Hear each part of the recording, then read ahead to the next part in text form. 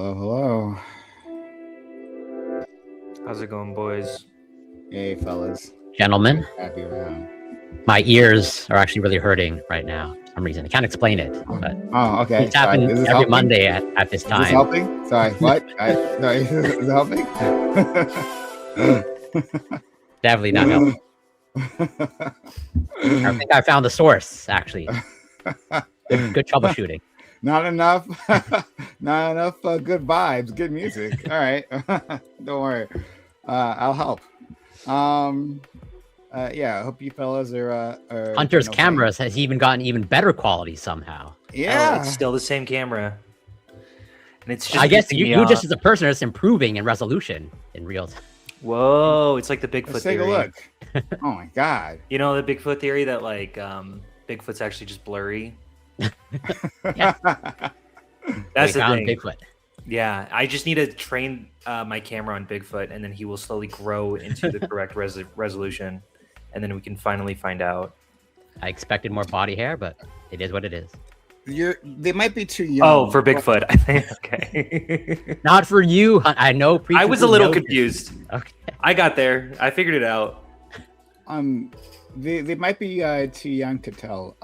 But your kids, do they have your eyes or like your wife's eyes? We have very similar eyes, me and my wife. Oh, okay. So both. But the youngest is only 8 months, 9 months. I think she's just turning. She's like 8 months. She's still got like bright blue eyes, which I didn't know that babies just have blue eyes.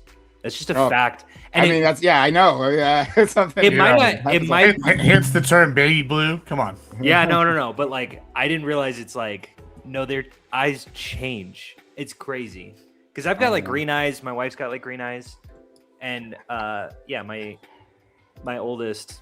I watched the eyes transition, and it was crazy. It's crazy. So, when you say you both have similar eyes, what I was talking about was like your eye shape. Like you have the similar eye shapes. I don't know. I don't know how to pay attention to that. You know what I'm saying? It's like, what is my eye shape? I guess I kind of have a slanted thing. Yeah, you got like a slanted. Little slanted. Don't go I've too never far I don't with want to do that. this too hard because it might be a problem. Yeah. Cancel. All cancel immediately. I don't know. That's a Yes. great question. I gotta check your phone. Yeah, let me check. Like, Let me check pictures of my baby right now.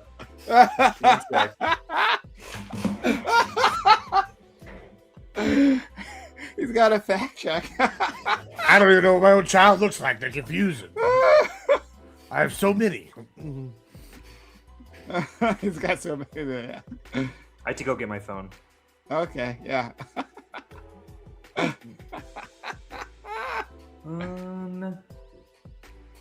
Interesting. I think my daughter, who is the 9-month-old, Uh-huh. does not have my eye shape. Let me look at. Okay, here's a good one. I think neither of them do. Okay. I'm looking at Right. myself. Are they closer to your wives? And do you also need to check? Fuck, I don't know what my eye- wife's. Yeah, I don't know. I don't know what eye shapes look like. Is everyone else with me? Yeah, No, no, I'm not with you. No, Like, you're there's, not with me. there's almond-shaped eyes and like more like yes. I've always been confused at people who are like, oh, you've got your daughter's nose, or your daughter has your nose. I'm like, how can you tell? That might How be can too you like early. look at? Yeah, I definitely, can't I disassemble definitely see faces that. like that. You No, know? I have friends who Maybe you're face blind. look just like them. In the I don't facial think I'm features. face blind. I think I'm like the Maybe that's a parts Bigfoot of thing. the face. Yeah, Yeah, I can like, look but- at faces and recognize. I'm really good at like different. Maybe your child is low resolution, right? but And I don't know. It's Bigfoot. True. And I would actually say that like babies in general are actually low resolution, right? Like as they age, they get Yeah. higher resolution. Actually, Their eyesight is crazy bad. It's Yes, definitely like newborn. insanely. I think when they're like up, correct me if I'm wrong. Correct me that I'm going to be wrong because I know I'm going to be wrong. But it's something like the first like 2-3 months of their childhood, they can't see past like this far in front of their face. that's Everything's just I've heard that blurry. as well. I'm not That's why sure. they do the peekaboo thing. They can't Yeah. recognize shapes or some shit. It's just enough. Maybe to, like because the peekaboo, I feel like they don't like- even know what peekaboo is until they're like Well, yeah, it's like the 4 or facial 5 recognition. months. They can't like differentiate. So when you like go away, the face is gone, and then when you come back, it's like, yeah. oh, Well, it's object permanence. whatever, same. Okay. You know, Okay. No, it's not the same thing at all. It's all the same thing, Corey. Field of vision and Hold on. object Did you permanence. just see Gibbs do this motion, right? All Like the that must. same We're done. Let's move on for Gibbs' sake. Save it. potato, No, it's the but, like, same. You know, Who are we waiting but- on today? Hunter. Yeah. Hunter. Like, I just feel like look, and maybe I'm wrong. And you can Go correct ahead. me if I'm wrong. Mhm. But you've like spent a lot of time looking at your wife's face. Like, Why would I be looking at my wife's face? maybe just weirdo. I don't know. Creep. But like, Technically, you don't need to do that to have a child. It's true. Freak. Yeah, exactly. yeah. What was it? What was it? Carrot Top? He's like the. I'm sure your wife would love to hear that. Yeah, what was it? She Carrot ain't Top? listening. He's like She's the putting my pillow for kid down. college, and it had like the fucking 'Cause I'm brown bag refusing tied to. into the fucking thing. I feel like I'm curious what her reaction would be to like this like last few minutes. Killed it. She knows that I really struggle with this. It's like the partitioning of faces. But what's also weird is I'm really good at recognizing faces. She's way more face blind than me. Like she looks at like, you know, those like 5 you know those actors that like all look identical to each other? Oh yeah, Uh-huh. there's a few. Of those. Yeah, I'm trying to think of Dennis some of them. Quaid, Harrison Ford. Those look similar. You don't think Dennis Quaid and Harrison Ford looks like? Maybe Like- I would never get them even a little Not bit. so I'm much thinking now, of, like when they were, similar ages. who's that? when do you differ? When Like when David do the ages Nast- change? Don't you Dast move ages Malchian, at the same however time? you pronounce Well, it. I think Dennis Quaid's younger than Harrison Ford. Harrison Ford is kind of looking like real thin. I think he's like in his older age. 80s now. Anyway, Yeah. my wife is terrible at differentiating Yeah, between faces. I'm much better at it, but so she's at like a 1 out of 10, and I'm at Okay. a 4 out of 10. So like, When it comes to face recognition. Yeah. Right? Just to, What? I think Right. I don't know how to explain this. I think I'm really good at face recognition. I cannot partition the faces though. Yeah, Like we I don't got know you. what an eye. If you showed me an eye, and they're like, who does this belong to? Without the rest of the face, it would. Well, I mean, I don't think There's I. no- that's true not for just many about people everybody. do that. Like I Yeah, yeah. agree. human facial recognition is usually like a constellation. The whole Like I thing. don't think we fully understand. No, it, but mine's like 0. Mine's like. Okay. I mean, he said, what does your wife's eyes look like? I'm like, I could tell you the color, but only because I've memorized it. You know, like, as you're only studying 'cause I went, linguistics, "It's you're green." studying the features of your child. Yes. Yeah. yeah, I don't know. Do you have flashcards? Like with their names on it? Oh yeah. And to be clear, when I asked you this, right, it wasn't like supposed to be a difficult question. I'm like, oh, just a little bit of trivia. I'm curious. Yeah. No, So, I'm like, terrible at it. If it ever happens to you that, like, for whatever reason, maybe I hope it never happens to you, but like your child wanders off, like in the supermarket or like the store, you're gonna have trouble. And then Like, he gets mixed up with another one. Yeah, He's gonna be giving like the that'd be a Casey struggle. Anthony level description. It's gonna be like a stick figure. Like I need one of I the, put- I you need put your child on the names leash. on him. Those parents with your That's children on smart. the leash. I don't know why that got such a bad look. I think that the leash isn't that bad of an idea. No, for you, I recommend it. Like, have it's you clear ever? need it. Hold on. Have you ever been around kids? They just start wandering. It's like the leash is helpful. The leash is nice. Yeah, I mean, also if like the kid is acting up, I know I was a terror growing up. Just I'm snap sure I him. could have used the leash. Up and Do you think you could confuse your child with a black child? And how long do you think it would take you to catch on?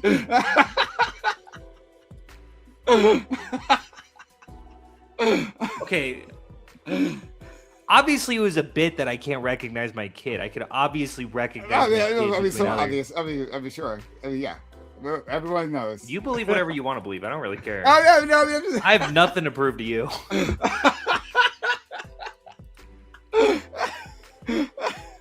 Well, this was fun. Unexpectedly fun. This is not where I wanted to lead us at all. But this is where we ended up. All right. The only person we're waiting on, well, we're waiting on two people. So Ali, but like, we're not necessarily waiting on Doobie. Doobie's gonna be a while if he can show up. So we just any kinda particular waiting on- reason why? That he might be a while. Any reason? Is there a specific reason? What are you referring Tell to? me, he actually didn't provide something, but I imagine. Oh, I don't know. Is there something going down, Gibbs? Yeah, there's been a lot of things going down. I don't know if you watched the. I don't care about drama ever. Oh yeah, you're missing out, bro. I bet it's psychotic. Yeah, it is. It's Psychotic in the Twitch space? Never ever. Like Yeah. everyone's just everything just sucks all the time there. Yeah. There's a reason that you haven't heard drama about me, and it's because I never wait. Whoa! I don't know if that's true. Like, I don't know if you can make that claim fully. That's not drama. What? Okay, all right. That's I've not heard like- some things, Hunter. I've heard some things. Yeah, you've heard that I'm a murderer. Is that what you've Yeah. heard? Yeah. First it That was was JFK. crazy that Gibbs got that. That's Oh. crazy that is wild that it reached you. Yeah, I don't know how I'm part of the Mossad. I'm like, I ain't got no checks. Where are my checks at? But speaking of, sponsor my Sonic, or whatever. Like, give me a break. Like, Wait, somebody hold on. Somebody accused you, Gibbs, of being involved? Yeah. Yeah, they were like, oh. They're okay, like you're doing these debates with that Yeah. psycho who was in on Wait, Charlie. When was this? This was like last Christmas. Like they came and were hitting me with this. They're like, oh, I saw Gibbs on one of them things. In real life, yeah, real life, he got that it. was He got like- harassed in real life. They were like, you part of the Mossad now, Gibbs, or what? Isn't that insane? I was like, what? I've only been reached out in real life like 3 times. I Like thought it was only pretty funny, people in. honestly. Somebody Like, in it's- real life literally approached you and was like, "Hey, don't you Yeah, do it was panels?" like 2 people. It was I was at our like the little Christmas party we do every year, and one of these guys comes up and it was like a friend of a friend. He's like, "Oh, I heard you was gonna be here, and I was excited to meet you." And I was like, "Oh yeah," and he's like, "I wanted to see if you was part of the Mossad because I see you on there with that Jewish boy That on there Kozak. that was there. Oh, what's his name got shot?" I was like, That Jewish boy. yeah, Oh, those were the man. exact This is words. who, like, I don't know what else to say. I'm just glad that everyone else can understand what my life has been like for the last year. Yeah, You know, it's like that's- I can't even deal with watching a murder happen in front of me. I have to deal with all of these psychopaths and schizophrenic, like psychotic individuals constantly just. Yeah, and then he started going on a rant about how like Charlie was about to like bash Israel and that's why he got killed. And I was like, Yeah. oh man, I've heard this once or twice before. Yeah, yeah. Like Brilliant people. Yeah. yeah, and like I like how like there's like a level of like Jewishness, like transference or like Unsurprising. But yeah, you were around a person who is half Jewish, not even practicing, and because you were associated with them, literally that never makes even you practice. Jewish. Just my dad is Jewish. Like that's. I mean, it's like It doesn't even really. Most Jews don't even consider me Jewish. Well, it was like I don't even know the what best that part is like it's the conspiracy theory onto that, and then it's like, oh, by proxy, like you gotta be part of this too. Like yeah, you like, must be and a also paid Hunter APAC just member. like only hangs out with Mossad agents because yeah, like obviously. I mean, because clearly me and Hunter agree on everything politically. That's like we are clearly in cahoots. Genuinely, I don't know if there's ever been a topic that we've discussed where we've been on the same side, Gibbs. I can't think of. Well, maybe Like, I think think that's- ones, but not like anything serious. Sure. Or ones where it's like we all agree. You know, it's like, was Epstein a bad guy? No, yeah. Exactly. So now that you brought them up, they're like, see, Gibbs, I saw your program not too long ago, and they brought him Epstein. It's a false flag or some shit. Yeah. I don't know what they can call it. Okay. Fun stuff. All What's up, right. Bully? What up? Yay. How's it going? So if someone has a pre-topic, we can do it. If not, we can just get right into the debate. All I've been hearing about is Graham Plattner. Someone wanna Mm. you guys wanna litigate that for a little bit? That's a good one to litigate. Hunter, vote blue no matter who, right? Am I That's your right? man. Hold on. That's your man. I would vote for Graham Plattner. That's not my man, though. But like, should people be enthusiastic? I don't know. I've been hearing a lot. I think of it's people, fine to not be enthusiastic about Graham Plattner. I think that's perfectly What reasonable. about not voting, abstaining? Vote for Susan To Collins. me, this is one of the most marginal votes. Marginal. Period. Like the difference between the Republican and the Democrat, because Collins is one of the more reasonable Republicans. You know, it's just, She is. One of them more. She's very moderate. She's very moderate. Within the You broke Republican crime. Party, within the Republican Party, she's largely I think a moderate. Prime likes what you're saying. That's what I get. Yeah, okay. I don't like Well, this. I don't this comparison to like What does within that the, mean for the like compared to extreme-ass MAGA. Republican Party? Compared No, to it's MAGA. Bullshit. It's 'Cause he's comparing to Yeah, MAGA. yeah, among the extremists. I agree with are you, the nice Prime. I extremists. 100% agree with you. I 100% agree with you. Okay. Everything Okay. is So, relative. but then you say that like she's marginally different from Grand Platinum. Like I hold get on, you not hold on. supporting Can I them. clarify? Sorry. Can I clarify here? I think policy-wise, it is a slam dunk. It is a slam dunk. You should vote for Grand Platinum, and it's not even particularly close. I understand, however, if you have reservations on his judgment, if you feel like he's going to betray you because he is one of the he is an extremely mercurial person. Like it seems like he has a lack of judgment, like a His complete emotions are lack of all over the judgment. place. Yeah. Yeah. And I understand being skeptical of him. And so, and you're like, I won't trust. I've heard people say, I'm just not going to trust someone who has a Nazi tattoo. Fair enough. Just to be clear, and by lack of And he's a judgment, chick. yeah, yeah, CK. what we lack of judgment here is having a Nazi tattoo, Mhm. referring to his own dick as Mein Führer. Mein Führer. apparently. That was fake. That was fake. Was it That fake? Yes, that was fake. Let me The fact check that real quick. thing.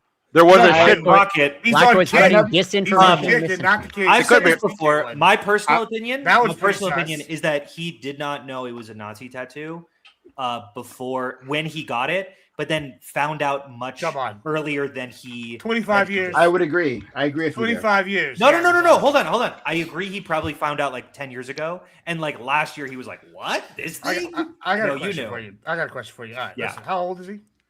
I don't know. 35. The Who knows? 30s, right? All right. Sure. How many? No, I men- think he's late. Hold on. I think how he's many mid men 40s. do you- Okay, you- I don't okay, know. mid 40s. All right.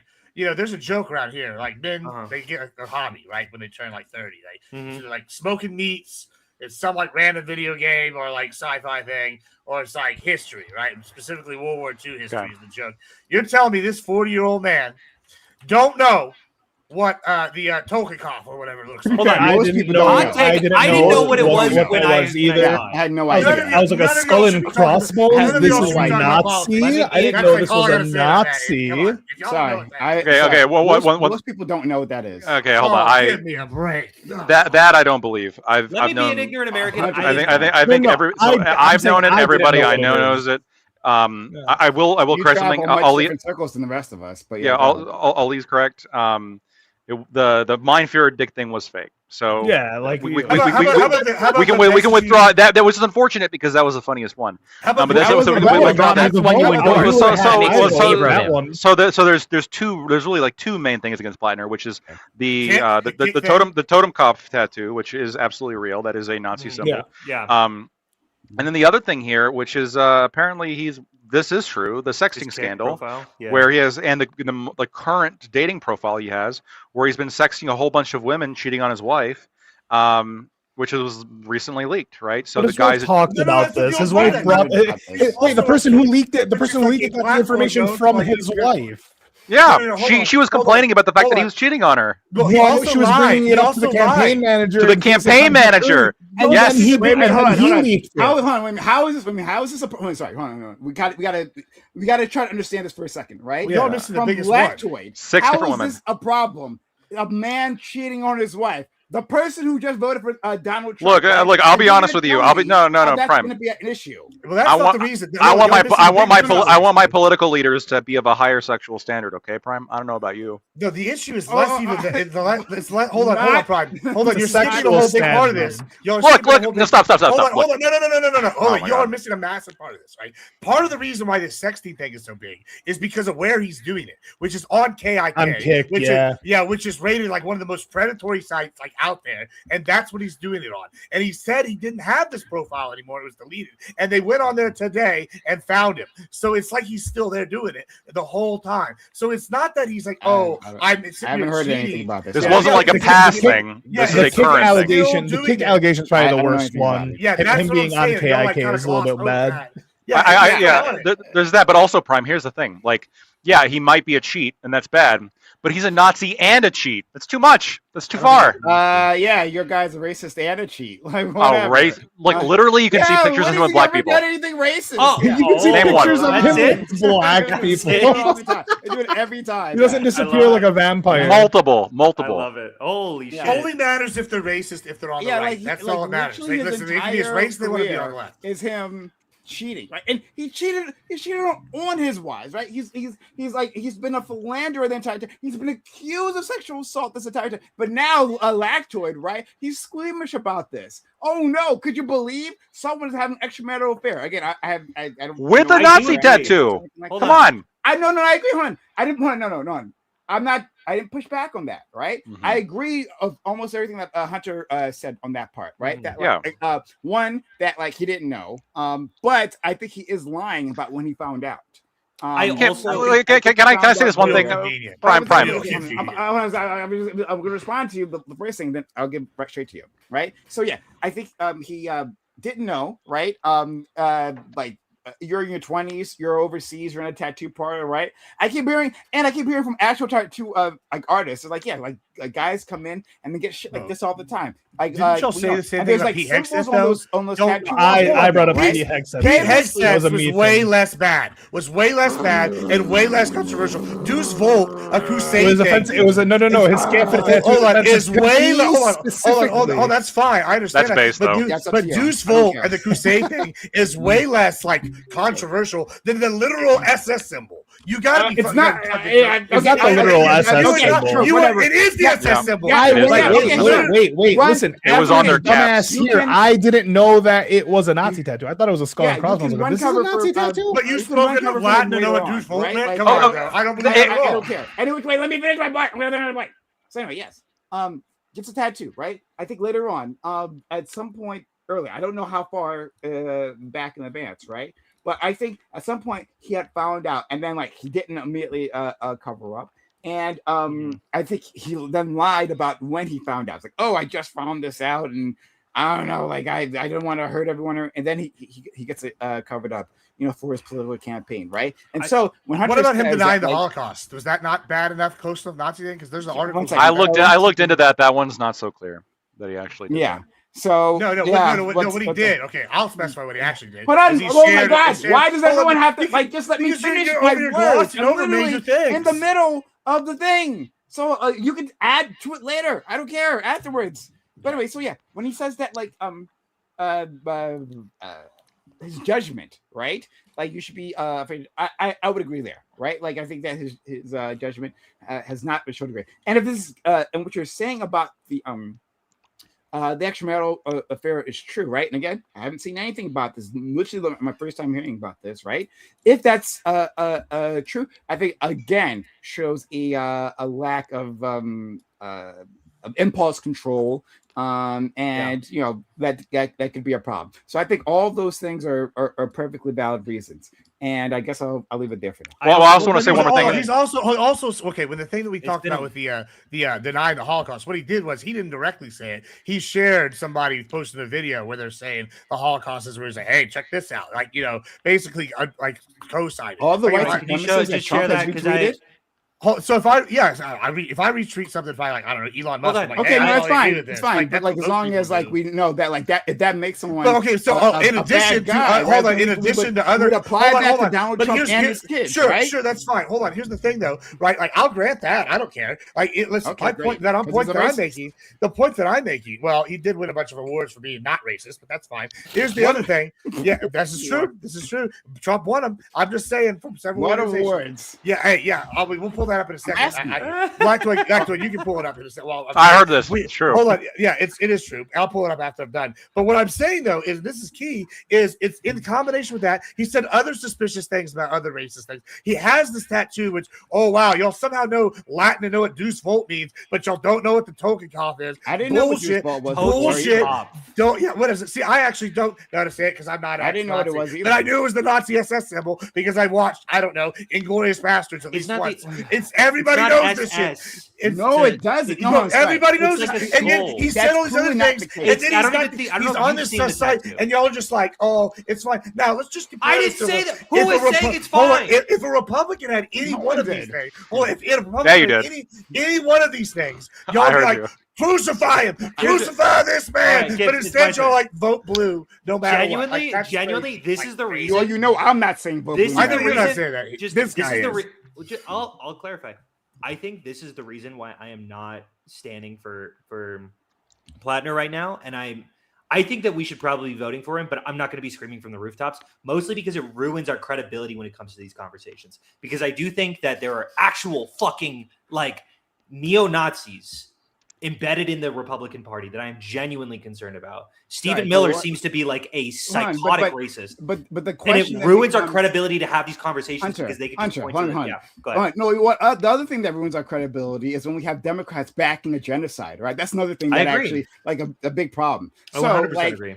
I gotta ask you, and maybe you've changed your mind, and I will welcome you if you have, right? I don't think I've are changed my you- mind.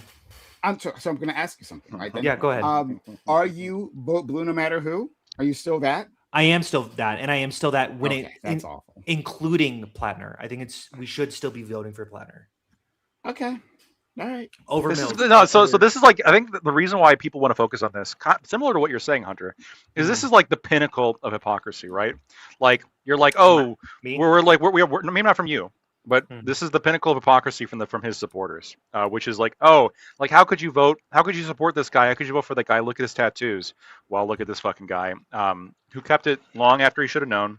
Mhm. And probably he should have known when he got it. I mean, what fucking moron No gets a way. tattoo and then doesn't 100%. do Lots of people. any? I mean- hold on, you're right. Lots of people, but these Who people don't find out that they're Nazi tattoos. if they were working, if they were Nazi working, tattoo- How many my people body, have I like would an Asian, Yes, like a yes. Japanese tattoo, and don't know what it is? yeah, you're right. You're right. These people, like, yes, if they're relegated to working at like a hardware store, no diss, the people who work at hardware stores or something, He was that's a one fisherman. thing. Yeah, I'm not going to care all that much. But when you're running for office and this thing is still on you, and this is like a whole fucking scandal, this is a problem, right? Agree. This is a problem. First of all, it's hypocritical when you're going to come after Hegseth for his non-problematic tattoos to have I this don't guy who has a genuinely problematic tattoo. I Second didn't thing, really fucking. well, care the about second it. thing, the guy has a dating profile on Kick, and is which is sus in of itself, and he's sharing dick pics all over the place, right? Anthony Weiner 2.0, I guess.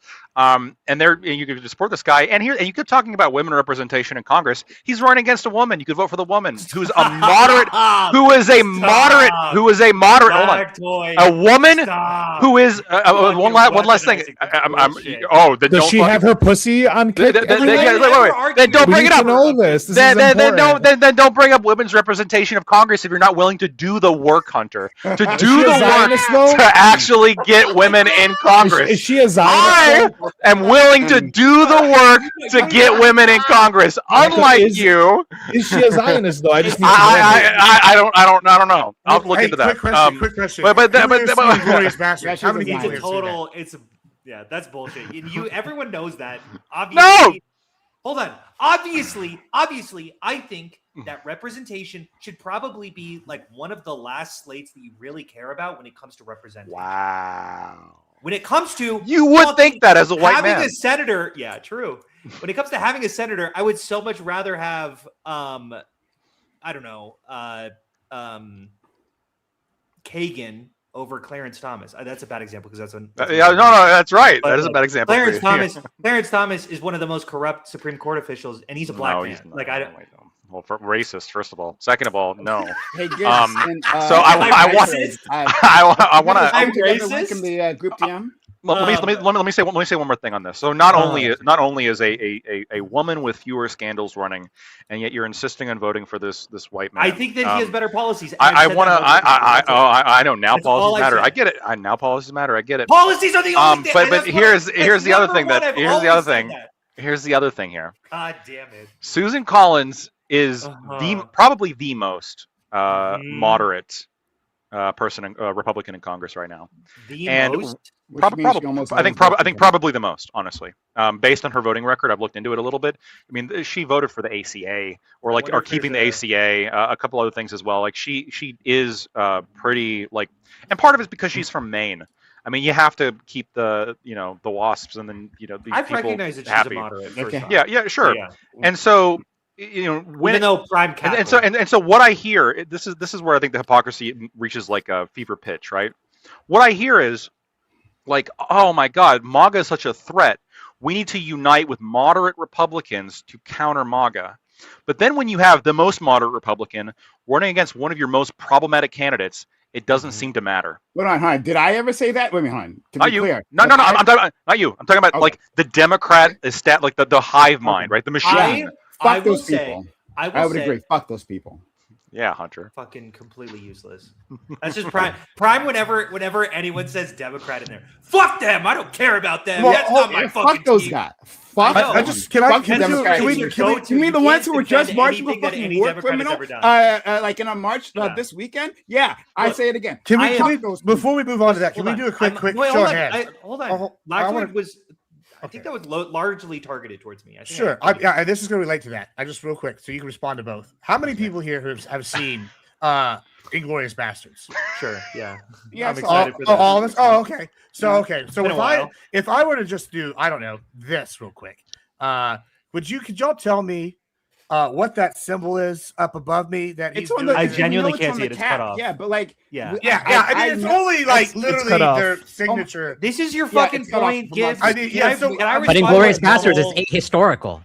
Sure. The reason why I'm saying that, usually that's something we've all seen. But you can look at any SS movie. If you show the Totenkopf to my parents, they wouldn't know. I guarantee you. Wait, there was no bear. I get confused because I said that Hitler died in a movie theater, and I got most people would know who it is. No, they don't. No, everybody. Yeah, it's crazy. I'm not making it up. I says, hold on. If you don't, here's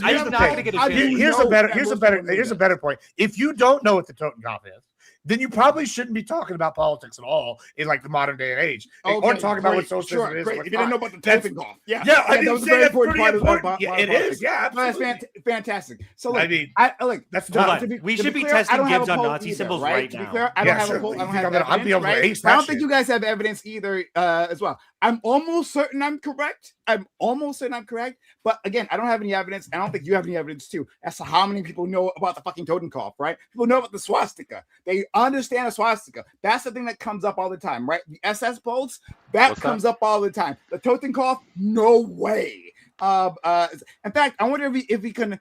Oh, you know what? What I'm curious about is if we did like one of those like Google search type. Like those I get them all right. No. Yeah, I'm saying like symbols. you know what I'm talking about? Like those like graphs that show like how often a word's been like Googled or spoken or put into articles and stuff, right? I'm curious if like what that would be for Totenkopf. Like I'll see if I can it's find literally myself. banned in Germany, right? Like that. Right? There's fucking in Germany, not here. Why is it banned in Germany? Hold on. Why is it banned? Because it's a Nazi symbol. No one's saying it's a Nazi symbol, but it's not within our. It's like one of the most well-known ones. I need you to stop being so retarded. It's not. I'm not being retarded. Hold on. You're actually. This was the funny part. You're saying I'm retarded because I'm knowledgeable of history, and neither one of y'all are. Good one. You got me. You got me good, bro. Can I respond to Lactoid's point from forever ago? That Gibbs said he was going to contribute to it. It just turned into a fucking. It's a very good point. Y'all Okay, Lactoid. Who should I be frustrated with in particular? Who is essentially bolstering Graham Plattner and saying that we need to vote for him over Susan Collins? Like Pod Save America or like the Democratic Party establishment. Yeah. Like take your pick. I mean, there's specific names I could name. Josiah. I'll do that. That was one. Yeah, that was one of the people I had in mind. I'm hearing that. What did Josiah say about discussion? So he was having a conversation with Hutch, who is a bit tepid about this. He's like, he keeps doing the wincing thing towards him. And then Josiah comes on and he goes, hey man, how about just like we enthusiastically support the Democrats so we could beat the Republicans, right? That's like the only thing that matters right now. That's That's and, like something the it's- clan would say. essentially that's a conversation. And then like Hutch asked Josiah like, oh, what about like Jewish voters, or like if it was a Jewish someone to like endorse Plattner, and he said he's Josiah said he should suck it up and endorse. Well, and importantly, I mean, this is right now. Sure, and importantly, not to put like everything on one person, although he did say that. I think that this is representative of the establishment establishment Democratic position at this point, which is this is our guy. You vote blue no matter who. You got to vote for this guy. Well, the issue is it is difficult in a democracy when he's already won the primary. Like it is difficult, I know. Like, and we should be able to disentangle that conversation about the fact that he did beat the other Democratic candidates, and who specifically we should be endorsing is we're kind of past that point now that these scandals have come up. Should we redo the primary? That feels kind of messy. Well, you can. I think we leave it up to the voters. I know. No, for sure. No, I agree. Which is why I understand Josiah's point to like, well, there's no going back. Like, what should we be doing right now? Because it's clear that we prioritize the policies. I think optically it's not a good look, which is why I've said that this is the most marginal race. When it comes to Tallarico versus fucking Paxton, it's such an easier slam dunk. No. So this is just like something it shouldn't be for totally different reasons. No way. Like, I understand you're a Republican. It seems like the argument that I saw happen transpire is it seems like the more liberal pundits or like streamers or whatever seem to be attacking the more progressive. Like this is what I'm hearing, because the only people that are attacking seems to be Plattner and then Abdul Sayed, right in Michigan. And it seems that like the liberal voters who are blue no matter who seem to only be attacking these specific blue, candidates, right? And it's like the progressive candidates. So it's you're arguing. It's what's really interesting here is like you guys are arguing two different angles on two different complete realities. Because the angles? Ollie, you're saying, man, all of these liberals seem to just be attacking the progressive candidates, and Lacroix saying all of these liberals are defending these crazy progressive candidates. So no. So I'm talking about a split. I'm talking about a split that I'm seeing within amongst liberals specifically, because that's what I brought it up. I brought up this like that's what I've seen versus where like Lacroix seeing the defense. Who is attacking Plattner right now? Like actually, other than like all the non-racists. No. Can you give like an establishment? Because I largely agree with Lactoid. I think that the establishment is largely standing behind Plattner, saying this is our guy. We're going to leave it up to the election. No, it's not standing behind Plattner. Who is not? Who is not? No, I'll tell you in a second. It's more of a prime question. So what I was thinking of was a Google Trends search, right? So I did that for us, right? So I put the link in our chat. And you can just take a look, right? I compared that against the swastika, the Totenkopf against the swastika. And it shows it since like 2004. The difference in these searches. And when did it spike? It spiked last year in October when this came up with Grant Plattner. And in fact, if you look at the commonly searched terms around it, right?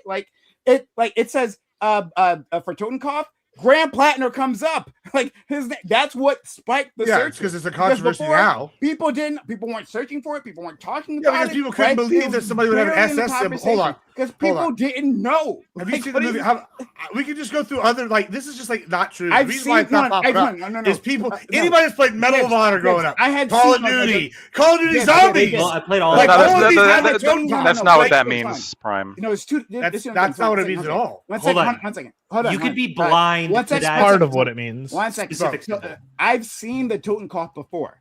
I did see it before. Where did you see it? Like I said in lots of media. All those places that I never made that connection. I agree. So like, that's on you for not knowing history. I agree. I'm a little. Well, most people don't know history, Gibbs. Why are you guys saying don't know history? It's not about knowing history. No, that's not the I'm just gonna concede to his point. This is a symbol, right? That like is I'd seen it in random places, but like that never stuck in my mind. If I put a Confederate flag up, would you recognize it? I know. Yes. Okay, if I put a burning cross up, would you recognize it? Yes. And then you should know what a Totenkopf is. Holy fuck! fucking terrible. No, that would be the swastika. The swastika would be the burning, the burning cross. Hold on. How about the Confederate flag would be the swastika. How about the lightning bolts? What about the? Hold on. How about the lightning bolts? Said the SS bolts. Just like when you see a Toyota 4Runner, you think of terrorism. You don't know this one somehow. Suspicious. Burning cross, swastika, Toyota 4Runner. These are the nationally recognized symbols. Hold on. That's less common than the Totenkopf was. SS bolts and swastika. Those are literally the That examples. 4Runner joke was Literally the examples I missed. gave. Hold on, Bro, I'm looking up Nazi symbols, and one of them is just an arrow above. It's called the Tier rune. Did you know that? Or like this thingy, the OK symbol. Why is that? Why? Okay, why is this was white symbol? Do supremacist you for a understand while? why? I don't know. That's my whole point. I Get don't it? fucking What? know. You should probably know these things I if you're know. going to call people racist. Because then when you have a guy that's got actual racist tattoos, then guess what? That's probably if a you have an racist. up arrow? Holy shit! What if you got an up arrow and you meant jump? Like, bro, You're like jump. It's my favorite move. Okay. Gibbs, What if I what have if 15 Gibbs? Who knows? I don't Hold on, know. wait, hold on.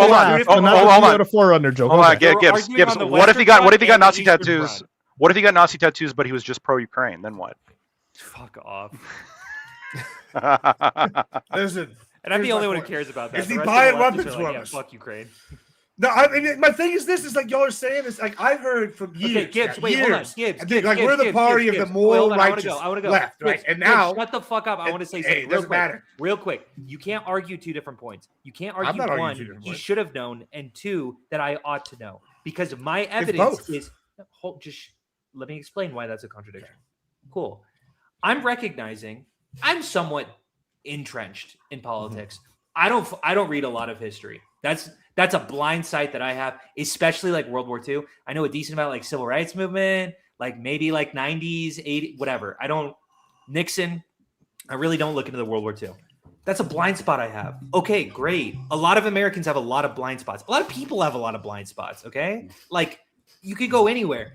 This Grant Plattner maybe should have known. Okay, maybe that's an argument. But the argument is that he didn't, not that he shouldn't have not. Does that make sense? here's my next question, right? So you all agree for years we've heard from the righteous left that white supremacy is a problem. Yeah? That's Want to what I'm saying. acknowledge what the fuck I just said or not? Listen, I hear what you're saying, but I feel like honestly, God, that was hilarious. I feel like it's bad faith because for years we literally have heard that the white supremacy was an issue. We should I all be aware of literally, this. and you know what's crazy? I've conceded this point. I've said it's a losing optic Okay. battle because That's true. You have said that, but because then you're still saying support vote blue no matter what. Like if you No if matter you're gonna say, who. if you're gonna because say I personally don't think he's a Nazi. I personally don't think he's Nazi. But if some people are like, I think he's a Nazi, okay, you know what? Fair enough.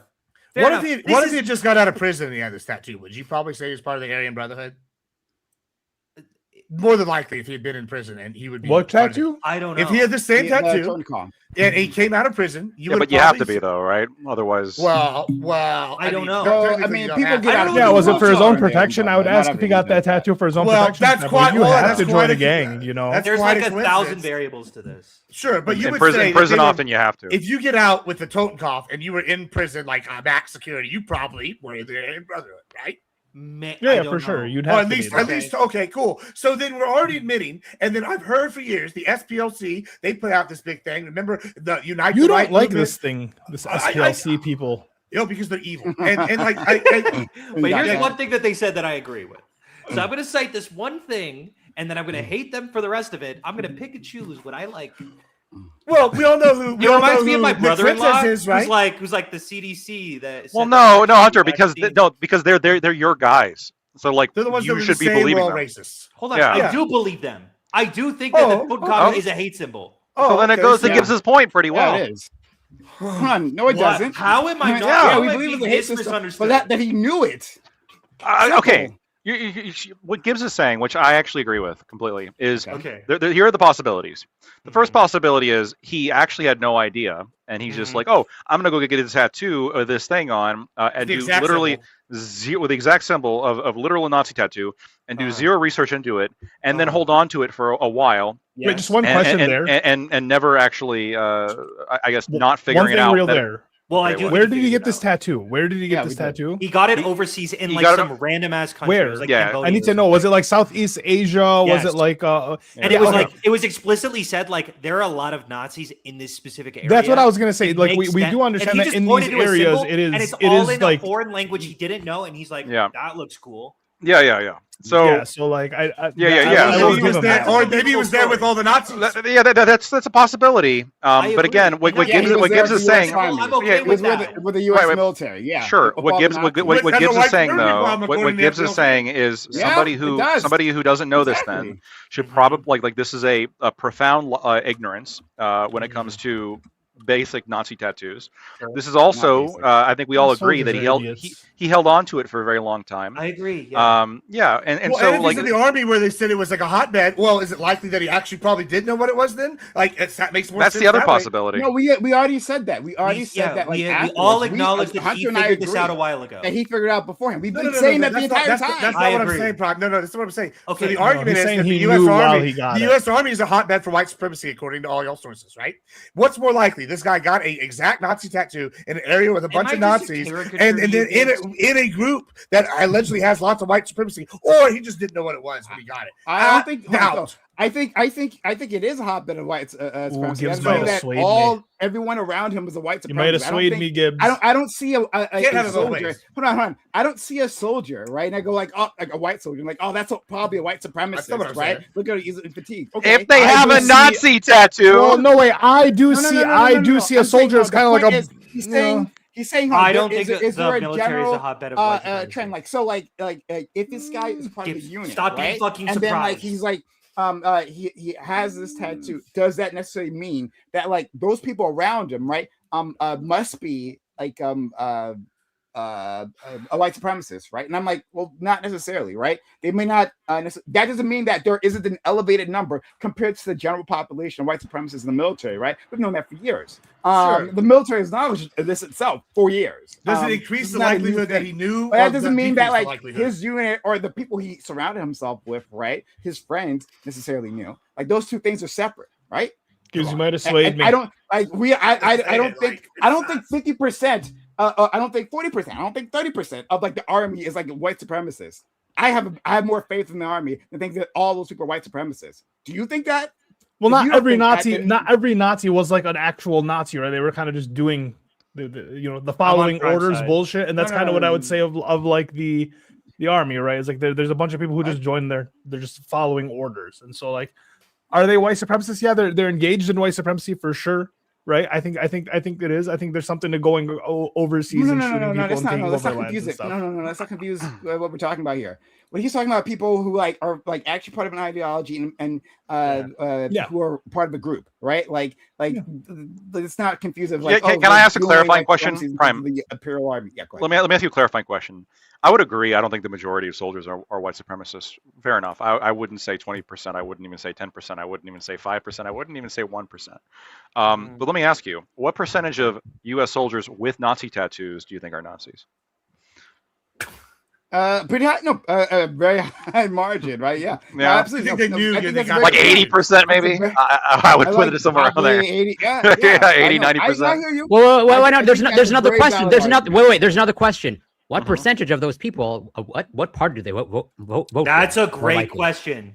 Thank you In for this the case, Bayesian in this reasoning. case, they're running for Democrat. No, but not in general.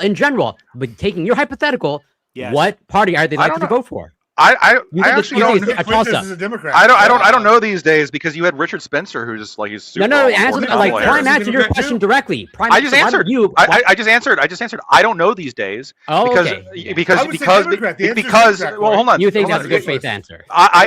The reason why is you are seeing a massive, especially by the white supremacists, because they hate Jews. All right, Mhm. they really don't like Israel, and they really They're don't like this kind of Trump kind of neocon complete alignment with Israel, which has happened, right? So yeah, I don't know. I'm seeing like what are the top Nazis like? What are they saying? Like Nick Fuentes is saying "fuck Trump." do have a lot of his Reddit Richard posts, Spencer was they saying are fuck largely Trump. progressive, though. Does that mean Democrats vote for David Elon Omar? Well, yeah, Like, it's their anti-Republican party or like establishment. Yeah, Nazis right? make I'm They're anti-Trump. not Remember, Nazis make Democrat. exceptions for Latinos. Lactoid. I say fuck My guess is Democrats all the time. my guess is most Lactoid. Nazis probably don't vote, but the ones that do, I don't know what percentage vote for Democrats over Lactoid, Republicans these lactoid. days. There's a bunch of leftists, me included, say fuck the Democrats all the time. When you hear that, do you think we mean I vote can't confirm. Republican? Fran says this all the fucking time. It's really annoying. Is that what you think? Well, I know that's not what you're saying, I do but agree. like Nick Fuentes, Nick Fuentes is saying Well, that. that's not what Nick Fuentes Hold is on, saying. Stop. Nick Fuentes is saying this explicitly. Richard Spencer is saying this explicitly. These like top Nazis are saying this very explicitly. Vote for the Democrats, because Israel is like a major problem. Back like 2 weeks later, AIPAC. when he started saying that Democrats were gonna, Also, kill black AIPAC people. it runs in the Democratic Party Who? too. So like Nick when Fuentes. they say vote for the No. Democrat, they're Yes, saying in 100%. spite I of don't the find it. Republican, just as like a game, right? Like in spite of the Republican as a game. That's what they're saying. They're not saying vote Democrat as in we align ideologically with Oh, for Democrats sure. now. Yeah, I agree Okay, with so that. then, like, so Some of there's a them have difference. said Yeah. So there's Yeah. a difference Said that. between like the. No, I agree with you on that. But what to Corey's question is, like, are they going to support what in their minds like the Jew-loving Republicans, or in their minds like the black-loving Democrats? I mean, they're Nazis. They hate both. I don't know what the actual split is. So you wait, hold on. So you genuinely think that Plattner, there is a at least a sizable percentage chance that he is a secret Nazi? I think He he's is a almost. Nazi. He's openly a Nazi. Gabe, shut the fuck up.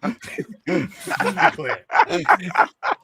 Don't let him throw you off. It's so annoying.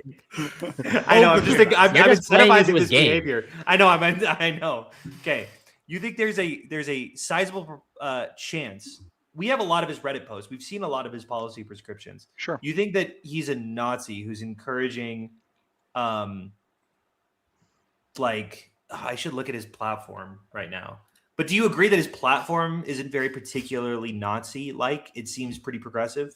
Probably. I think.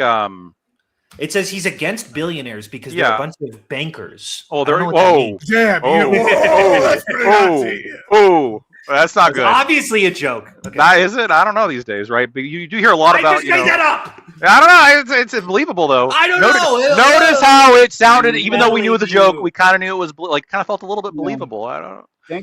Thank you, my listening library, for the $5. It says credibility means nothing to Republicans. Every Democrat is a communist, and every communist needs to leave the United States. I heard this my whole life from my Republican family. I find it very interesting, and we see this already. We see this on this panel all the time, right? That they.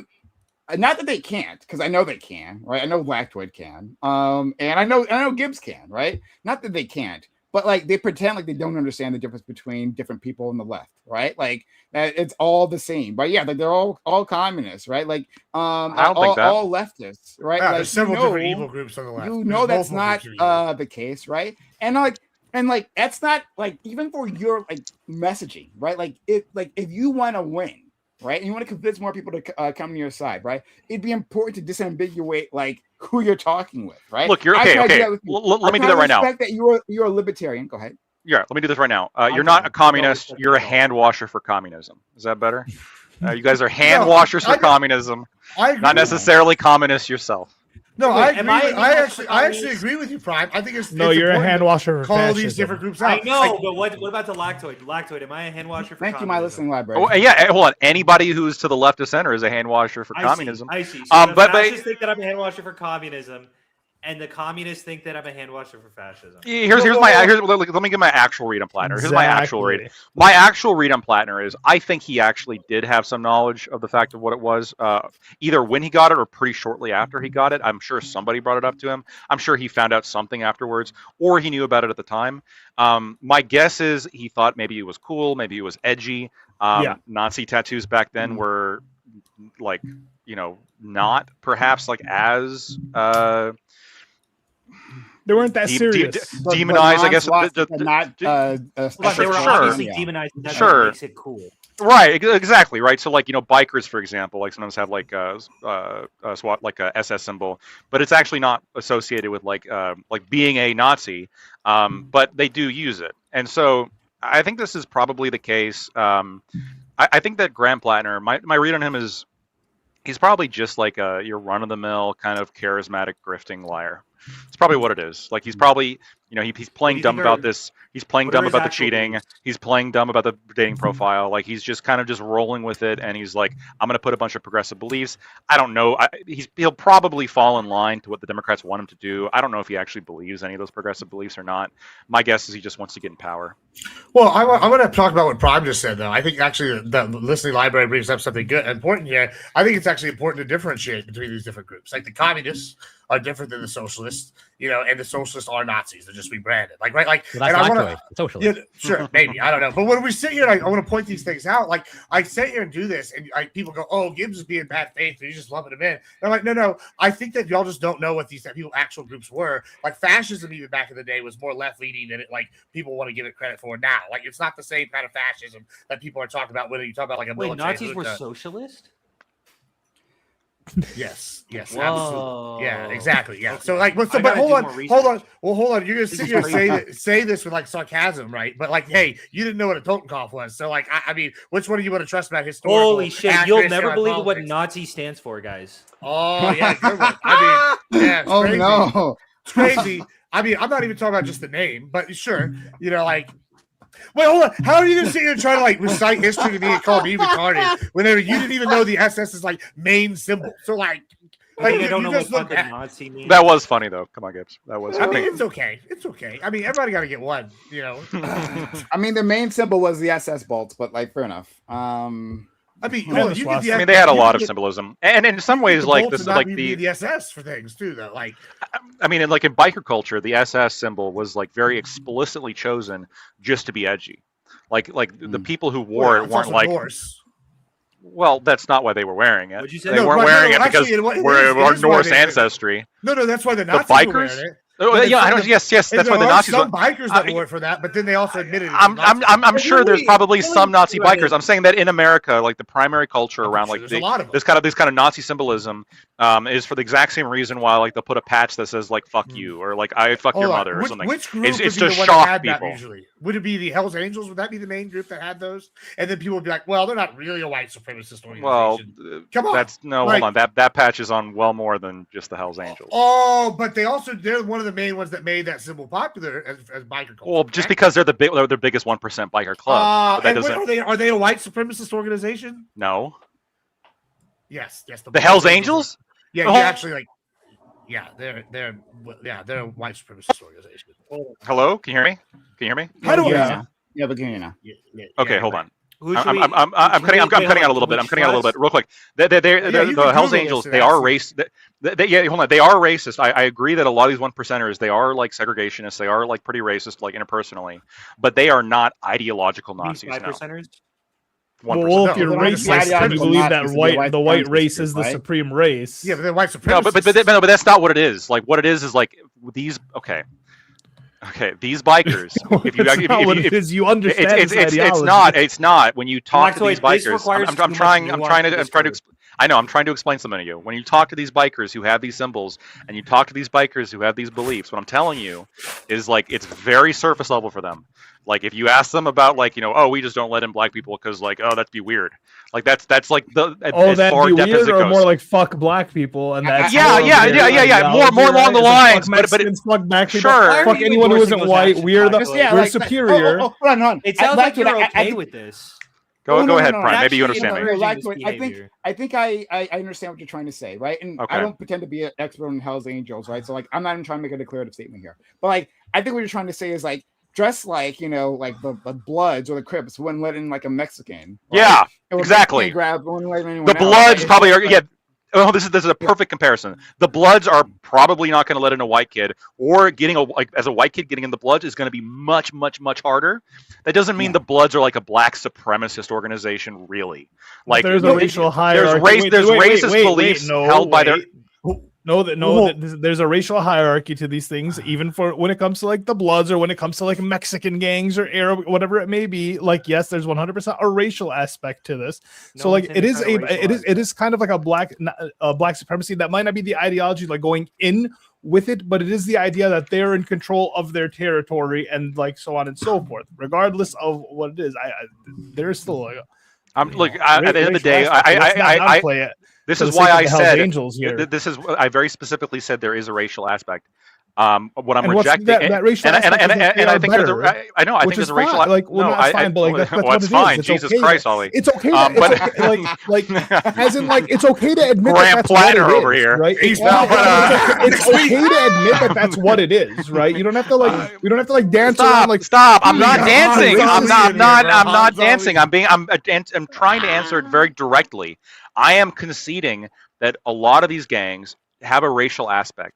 What I'm rejecting is, like, unlike the Klan, which I think is very overtly ideologically focused on racism, that is their goal. Their goal is to, like, in their mind, to like advance the white agenda.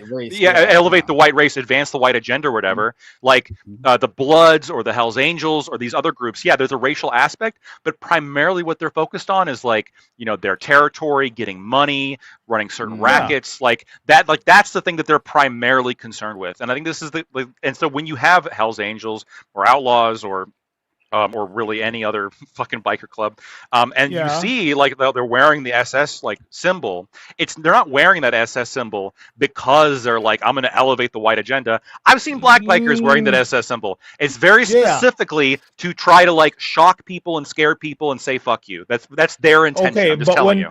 But the way these groups operate, right? Like the Hells Angels would probably more seem like operate kind of like the thugs or the grunts to the actual white supremacists, the KKK. I wouldn't be surprised if there was like some tie between like higher ups in the Hells Angels and, you know, somewhere within the KKK. There's probably a blend there somewhere. I doubt. I mean, I can't disprove it, but I've seen no evidence of it. My guess is, honestly, my guess would be they probably wouldn't get along because they'd probably be in competition for territory. That would be my guess. Like, a lot of these white supremacist groups, they fight constantly. The Aryan Brotherhood fights with, like, what was it, the Irish 7 or something. Like if you look at like these different like white supremacist groups, very rarely do they actually cooperate very well with each other. Just like Nazis and communists kill each other. Like, you know, same thing. $20 from Pondering Politics. Does Hunter agree? Shut the fuck up! Somehow Palpatine returned is the greatest line of dialogue. He thinks that Rise of Skywalker is the best Star Wars movie. I never watched Star Wars. I don't know. People watch that guy for his takes, dude. That movie is terrible, but it's still 100 times better than Last Jedi. I'm gonna kill him. Nope, absolutely wrong. No, it's not. That's absolutely not true. Absolutely not the case.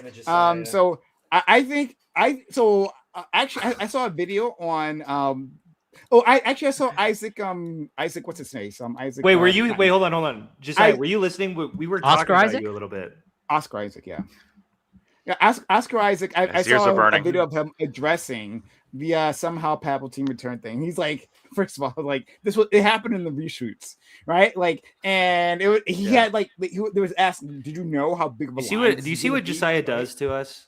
He tears us apart. I see what he does. He is more of a Sith Lord than Palpatine is, and generously supports this channel with $20. And I've never seen this Pondering Politics person, but they're beautiful. Yeah, Josiah's a good friend of mine. Do you like Rise of Skywalker? He's a good-looking dude. Jedi? Yeah.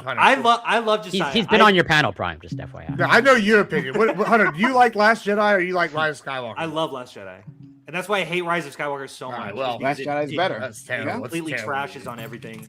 I think the sequels aren't great, but like the Last Jedi tried to make a statement, tried to do something different, tried to expand the canon, tried to take it in different directions.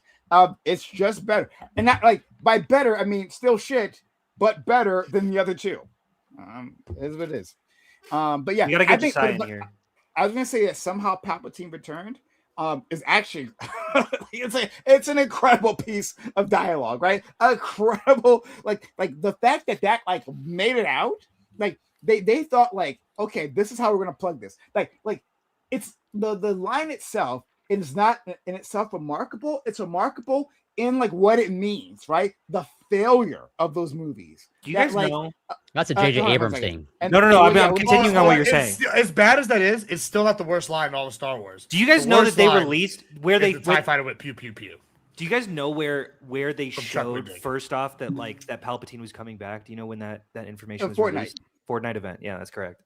Yeah, Fortnite, it's like the game, the game. Yeah. The game. The game, yeah. They had an event, like a Star Wars themed event. You know how they do that in Fortnite, right? And then in that, like, there was a sequence where like Palpatine literally he's like announced and like you could hear his voice and all that. Palpatine is back or whatever the fuck, right? It was announced in Fortnite. When it's like that mysterious broadcast in the font, like when they show that, what they're actually referring to is a Fortnite event in the Rise of Skywalker movie. I cannot believe what Disney has done. It's actually pretty cool. Marketing. I'm so confused. Are you guys joking or being for real? No, I'm not. 100% serious. I I am really wish I 100% was. serious. Yeah, they released the like message of Palpatine okay. talking in a Fortnite event. Like it was like a countdown. You go in there and they had a little island. It's called like Fortnite I thought I was Island. being made fun of because Nope. they said Fortnite. and I'm I making thought fun it of was Honestly, J.J. it was a pretty Abrams. cool collab. But I mean, yeah, It I mean, really it was, wasn't. Yeah, I mean, first of all, hold on. Everything was going to go on Fortnite. Just back in the day, like when episode 1 came out, you had cardboard cutouts at Pizza Hut. You're going to go to the biggest like places at like that are like wherever is the big thing. That's where you're going to go. Fortnite's one of the biggest things in the world. Secondly, I also think that Brian Skywalker shit. Whatever. Like, listen, the biggest issue, and I think maybe we can all agree with the sequels, is that they didn't have an overarching plan across all three, and we had basically two directors. It should have been 3 different directors going through, and then the biggest one, and they should have gone with Gareth Edwards' version. Or was it Gareth Edwards? Whoever the guy that was supposed to do the Duel of Fates, because that actually looked pretty cool, and he could have worked with what mess old fucking Ruin Johnson left him. But yeah, I digress. The brilliance of Ryan Johnson. Yeah, but thank you, Pondering Politics. That's very kind of you. Thank you for the $20. Really appreciate it. But yeah, I think that line is actually amazing just because of what it represents of being the utter failure of Disney, right? Like, and actually, just what the Gibbs said, right? The fact that there wasn't an overarching plan, right? They had to scrap everything after Ryan Johnson made a beautiful film, and like start over with shit, Hell right? yes. And Ryan, like that was an utter concession of complete. That's a white flag saying somehow Palpatine returned, an utter white flag. So yes, it's actually one of the most amazing lines in Star Wars. I also don't understand how Kathleen Kennedy can do so good with Indiana Jones and then do so bad with Star Wars. She hasn't been all bad. She hasn't been all bad. Yeah, she's been a real mixed bag. Like people give her like her, but we got Andor because of her. Andor was amazing. Maybe the best shit in Star Wars history. Like honestly. It's very weird hearing that from you. Yeah, and then like Solo, I think did badly, but not because of the movie. I thought Solo was good. Yeah, I think so. I think people just hated The Last Jedi. It was all right. Wasn't that was Solo? I like Solo. I thought Solo's better than giving credit for. Rogue One was good. I mean, explaining his name was pretty awful. Like, sure, but it was like a fun flick. Traveling alone. Fun, and it wasn't supposed to be like a real like deep lore movie. You see what Josiah does? I don't know. Wait, hold on. The traveling alone thing, I think that's not so bad. First of all, like lots of people's real life names. Hold on. Lots of people's real life last names came from like what like their ancestors did as a profession, right? Like, are you the blacksmith? I guess we'll call you Smith for all of time now. Like, I can agree with like, let's say a last name representing a backstory. But the way they like literally like they spell it out like, oh, traveling alone, or something to that effect. I can't even remember. But like, he's like Han Solo. There's this. It's the same thing with like the Fantastic. Where someone's like, "Hey, we're Fantastic," and he goes, "Whoa." What about someone's last name? And it's like it really ruins the immersion because when you come up with names, you just throw a bunch at the wall and you're like, "That one's all right." Like you don't have this like, whoa. I didn't know. You can't trust the audience to like piece it together. Oh, traveling alone. SOLO. So like, it's supposed to be comedic. It was supposed to be funny. Like, but it wasn't funny. No, it wasn't. Yeah. Hold on. All right, listen. I love the EU a lot. I love the EU, but listen. I gotta say, I prefer this intro with him deciding his name is that to him being, oh, my cousin is somehow the ruler of Corellia. Solo, and he's literally got a goatee and he's it's Han Solo. Listen, I love the universe. I prefer this intro way better to that. Like now, there's some cool. Like Han Solo's not a bad character, but like, as far as like I don't know the extent. But like, so Han Solo, basically, literally, no fucking around. It's his like evil twin cousin.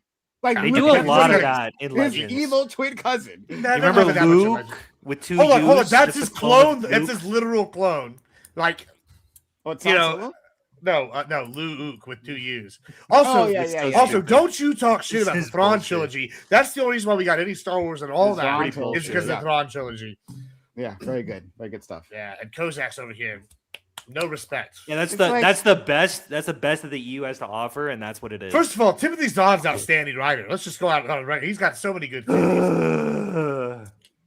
I thought the Yuzon Vong series was great. I liked it a lot, actually. It was first like down that hill. Big. They credit the Marvel with that because of that. It was his first attempt at like a big shared universe kind of thing. Yeah, shared universe. Yeah. Okay. I think we've a very thoroughly club. I'll give anyone an outro. If anyone wants to say anything on the Grand Platinum thing, right? Gibbs, you got something to say, or anyone else has something else want to say? Then okay. One thing I'll say is, I'll say one more last thing. To moderate Republicans out there, when they say they want to work with you, they don't.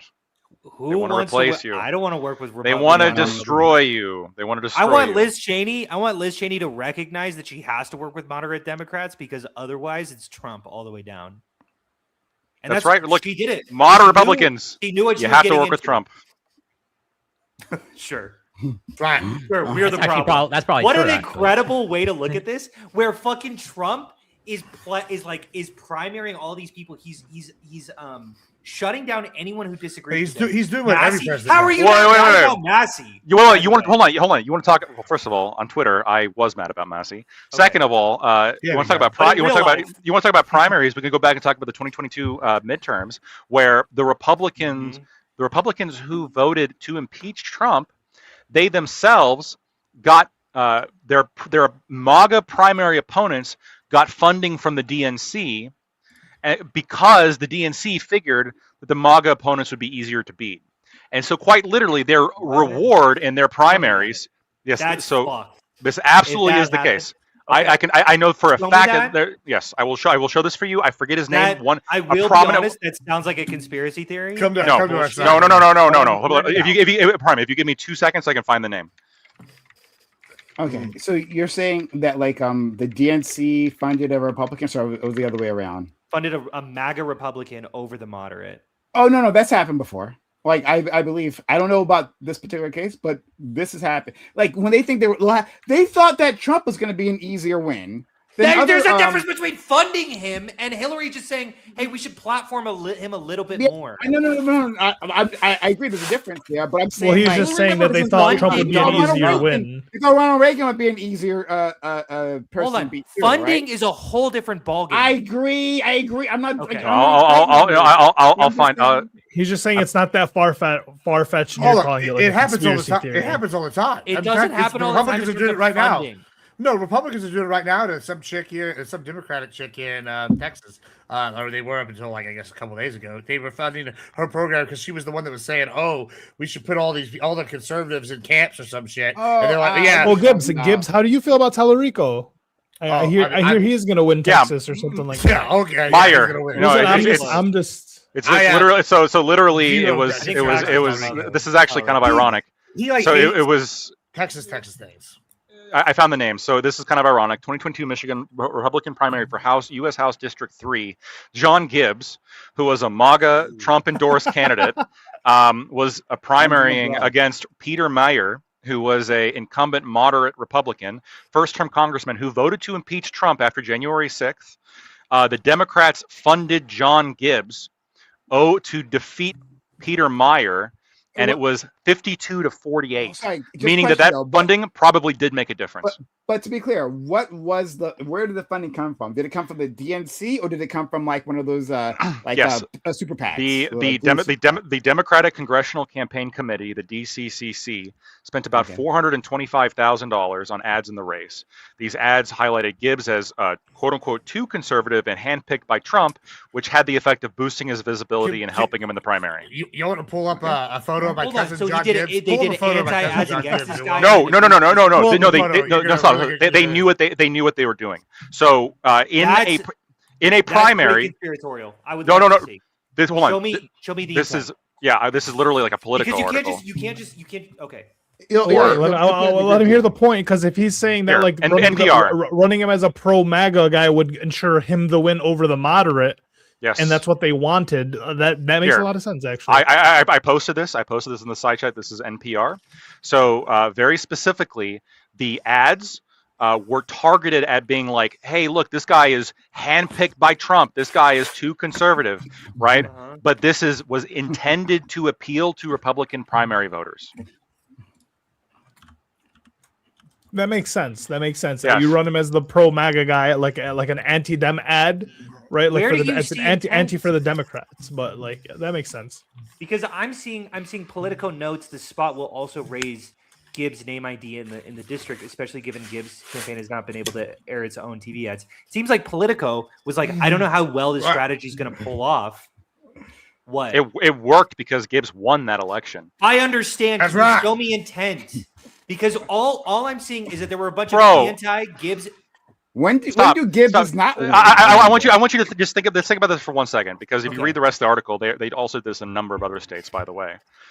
When we know for a fact, because this was leaked in WikiLeaks, when we know for a fact that the DNC early on gave Trump disproportionate amount of airtime and elevated Trump because they thought it'd be easier to beat, when you have the Democrats in this case running ads in which they emphasize that this guy Gibbs, no relation to our friend here, was handpicked by Trump in a primary, and we know what effect Trump has in a primary. And then what are they trying to do? The issue?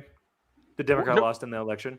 No, the Democrat beat Gibbs. He's just saying that like Democrats are willing to fund MAGA Republicans over moderates. This is so like, I really hate saying it. This is not fucking funding. What the hell are we talking about? These are attack $500,000 in ads that are opposed to the moderate. Funding. Of course, that's they're attack ads. They're attack ads against Gibbs, and you're saying no. They're attack. Wait, no. Kozak, wait, Hunter. So like they're attack ads if you're a Democratic voter, right? If you're a Democratic voter, yes, then this is. But wait, to Lactoid's point, that is advertisement for him as in the Republican agree primary. With this in like an extremely abstract, indirect way, but it's saying not that extreme. Hold on. You don't have to run those ads. There's no way to show intent. There's no Hunter, how brazen would it have to be before you're like, oh shit, that's obvious? No, hold on. Let me give you this. John Gibbs, he is far too American first that puts American families over immigrants. What a piece of shit. This motherfucker, I heard he supports American troops. That fucking loser. Like, at what point does this like, wow, you are emphasizing that he was handpicked by Trump in a Republican primary. Yeah. Not a general election. The sanctity of life. Yeah, this guy he opposes late-term abortions. The fucking sexist. This guy is racist. Like, at what point are you like, wow, like this is obviously what's happening here? They're emphasizing how he was handpicked by Trump. It's like not that far off from like emphasizing how this guy's American first. He's a danger to immigrants. What? That's probably going to work pretty well with Republicans. Can you believe this? Every time a bald eagle flies by, a tear rolls down his cheek. I'm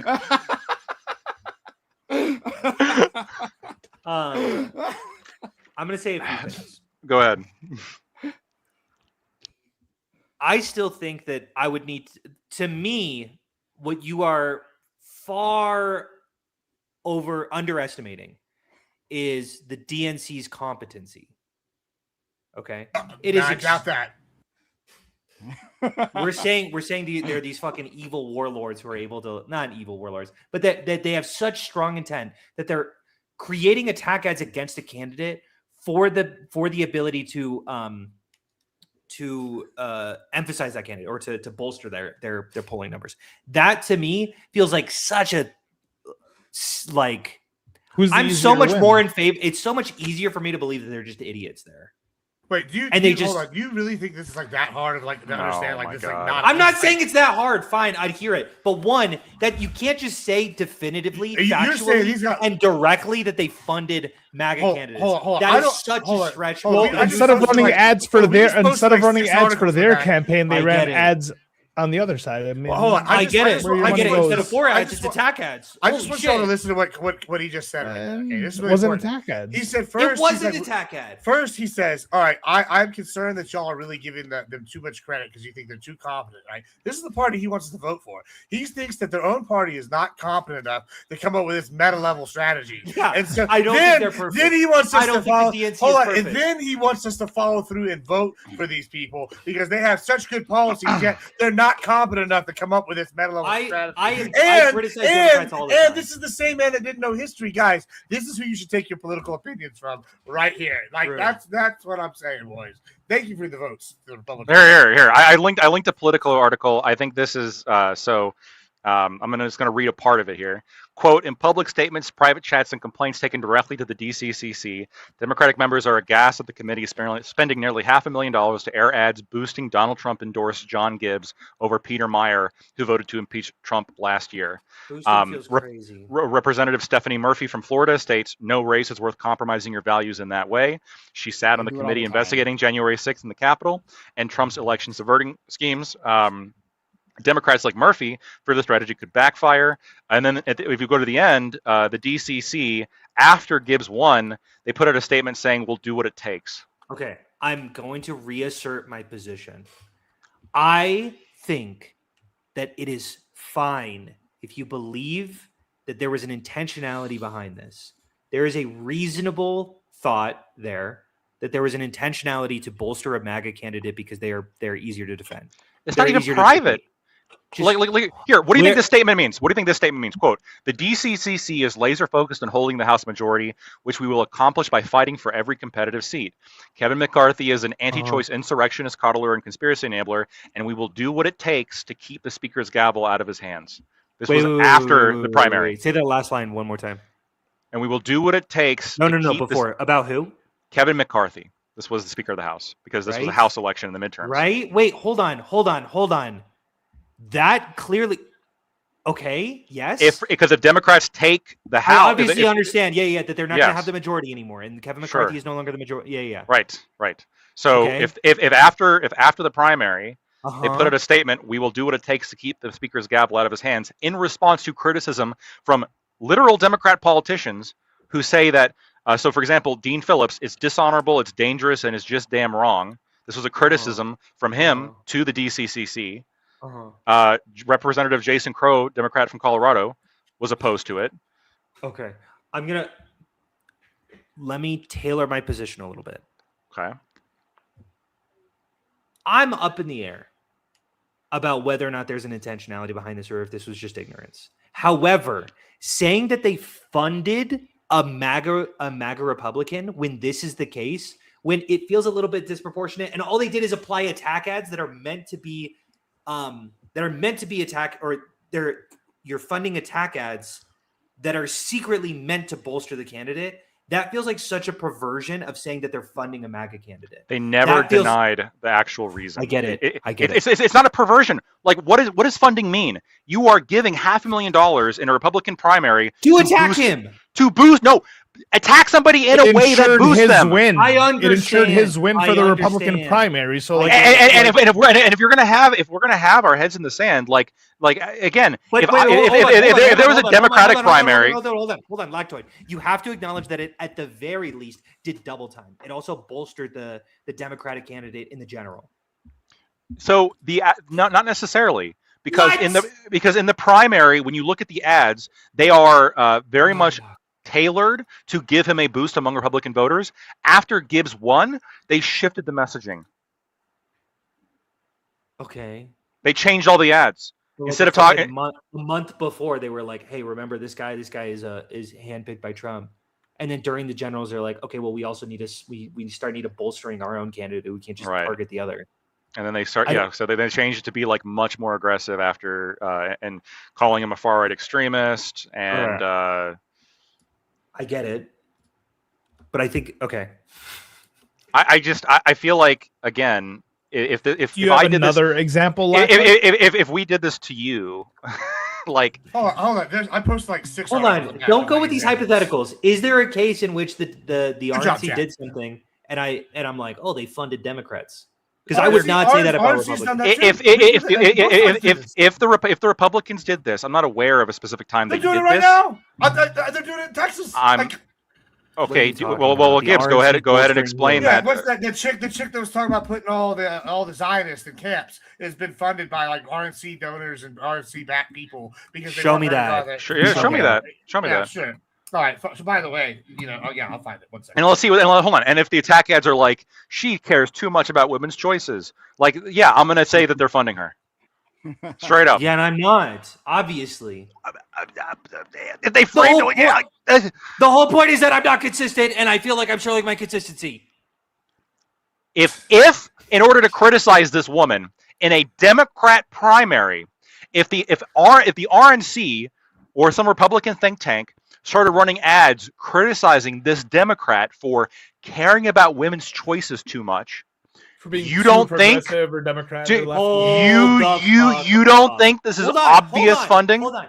Framing matters a little bit here. If the ads were like she wants late-term abortions, I think that's marginal. I think that it's possible that some people would go, hell yeah, I want late-term abortions to be legal. But it's also possible that they're catering towards more moderate Democrats, to where abortion is a little bit more of like they kind of want it near like the 25-week mark. What if they had polling? What if they had polling in that state and they knew that like the vast majority of Democrats wanted late-term abortions, and they knew this, and then they still ran those attack ads? Because we all know Trump's effect on primaries, right? We all know what a Trump endorsement does. It fucking tanks him. No. Yeah. Here's the Democratic. Here's the one I'm talking about. There's a PAC newly formed called Lead Left PAC, spent nearly 1,800,000 plus, boosting candidacy. The GOP link, investigative reporter from Punchbowl News and the New York Times revealed that I posted 2 articles in there. The post to the PAC website. Can we do one? We're not doing fucking 5. I'm almost done. I'm literally almost done. Literally directing. This is the summary.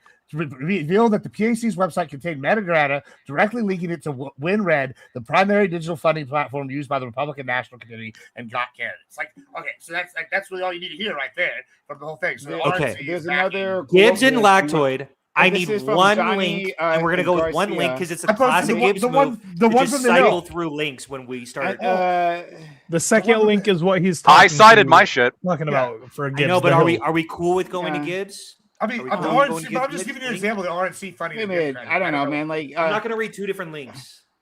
I'm looking at it. Well, don't worry, I'm looking at it. I read the relevant part, which is Johnny Garcia for Congress. The opponent says this, right? So he says Republicans should stop propping up her sham candidacy, and Democrats and Texas 35 should vote for Johnny Garcia. So no, this is the important part right here. I'll post the little summary thing right here. This is from the second one, The Guardian, and this is what it says right here. Okay. Investigative reporting from Punchbowl News and the New York Times revealed that the PAC's website contained metadata directly linking it to WinRed, the primary digital funding platform used by the Republican National Committee and GOP candidates. So yeah, I mean, this is where is it? What are you talking? I'm searching the Hill article. The Hill article. You said The Guardian. Oh, I posted The Hill. Yeah, The Hill. I'm sorry. Okay. You're wrong. You're right. It's The Hill article. Okay, I tried to tell you from the beginning so you didn't have to open multiple links. No, I appreciate that. You did say that, yeah. Has been backed by the Lead Left PAC, which Punchbowl report had ties to a GOP funding platform. The Lead Left PAC? The Lead Left PAC is the RNC? It secretly stands for lead, as in they drop them. Like, that's what it's thinking. Hold on. It supports progressive causes. So they're saying it's one of these sock puppet packs, which happens all the time. Is APAC? I don't know why it's right now, right? Yeah, I don't know why it's controversial even really. Like APAC is because I can only do so much. Everyone understands how disgusting Zionism is, right? APAC is hiding its influence into other races, and so it creates like new packs, smaller packs, and it directs its people to go and gift that to that thing, and then that pack does like backs or candidate. So like they have this is like Gibbs saying, this is not like a controversial thing. This happens. This is a controversial thing. Everything that I'm seeing says that it raises concerns that it may be this. There's not really this like smoking gun that you guys are looking for. Right. I don't want to fight on this the entire time. I don't care about this anymore. That's fine. I don't really either. Yeah, let's just move past it. Me neither, guys. I don't care. Okay. All right. So we can move past. Last thing I'll say on the Grand Platinum thing is that I think it's fucking incredible that our friend Lactoid talks about, like, can you believe, right, that this guy has such poor judgment? Such poor judgment. He says, wow, like with his whole chest supporting a president. They weren't even porn stars. Disastrous Iran war. What do you mean they weren't even porn stars? About the he's saying the sexual status of the girls. Like destroyed the global economy on a whim. Who has put disastrous tariffs, right? Who's done all these things that he's like Lactoid pretends to be against, but still supports his president. Best friends with Epstein.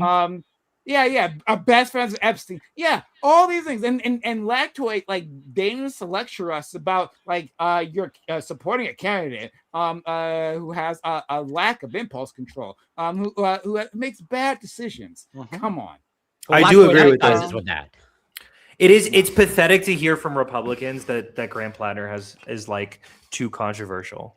It's crazy. It's crazy. When he's running against the most moderate Republican, I'm just glad that I understand that compared to Collins, he's crazy. Okay. But like, I don't want to hear from Republicans that this is too crazy to platform. Well, I don't think it's crazy for y'all to platform at all because y'all are just openly admitting y'all are Nazis now, which is great because now y'all should all have been doing that for a while. Like so, Gibbs, we all know your voting record. My voting record? Mm-hmm. Yeah, my voting record is fantastic. It's all for amazing. Well, Gibbs votes for Gibbs, so we know that. I vote for Papa. In the last three presidents that you voted for, because I believe it's Trump, Trump, and Trump. Well, that would be. Damn, you voted for a winner 3 times. What the fuck? Yeah, it's amazing, bro. I'm kidding. Wait, okay. Well, we'll see. Because you know he does. He's going to be a winner for the 4th time coming soon. I wouldn't be voting about shit around these guys because I just know that it's like. Well, hold on. What happens if they actually prove that there was voter fraud in Georgia? What are you going to say? What happens? You're going to get Trump for king. I'm telling you. We go into space and we actually realize that the flat earthers were right the whole time. Well, then that would change. Hold on. That would change things, wouldn't it? No, I don't think it would change anything. If we find out that the Earth is flat tomorrow, nothing changes. Okay. Well. Wait, what? What changes for you if the Earth is flat? What? Wait, everything? Hold on. I'm not believing NASA anymore. I'm not believing any telecommunications company. None of these but you still got to go to work. All politicians are not believing anymore. You still got to go to work. Wait, no, I don't think this is true. I'm not sure I would go to work. I'd be like, fuck, the world's flat. Wait. Just quick question. I would take off. To me, these would probably be the same thing, right? Like. Okay, so like you find out that aliens, if they release that aliens are real, right? Mm-hmm. No, but is this on the same level of no, because aliens is at least plausible, and like I can believe that there's like a lot of people that weren't aware of it. Maybe like what really changes if the Earth is flat? Okay, so like you don't believe in NASA? Okay. Well, hold on. I don't believe in NASA. Every pilot, guys, breathe. All rocketry companies, all. I'm sorry. I'm hyped. SpaceX, Elon. I wouldn't be able to trust Elon anymore. That'd be anymore. Can you tell me more that I already don't trust?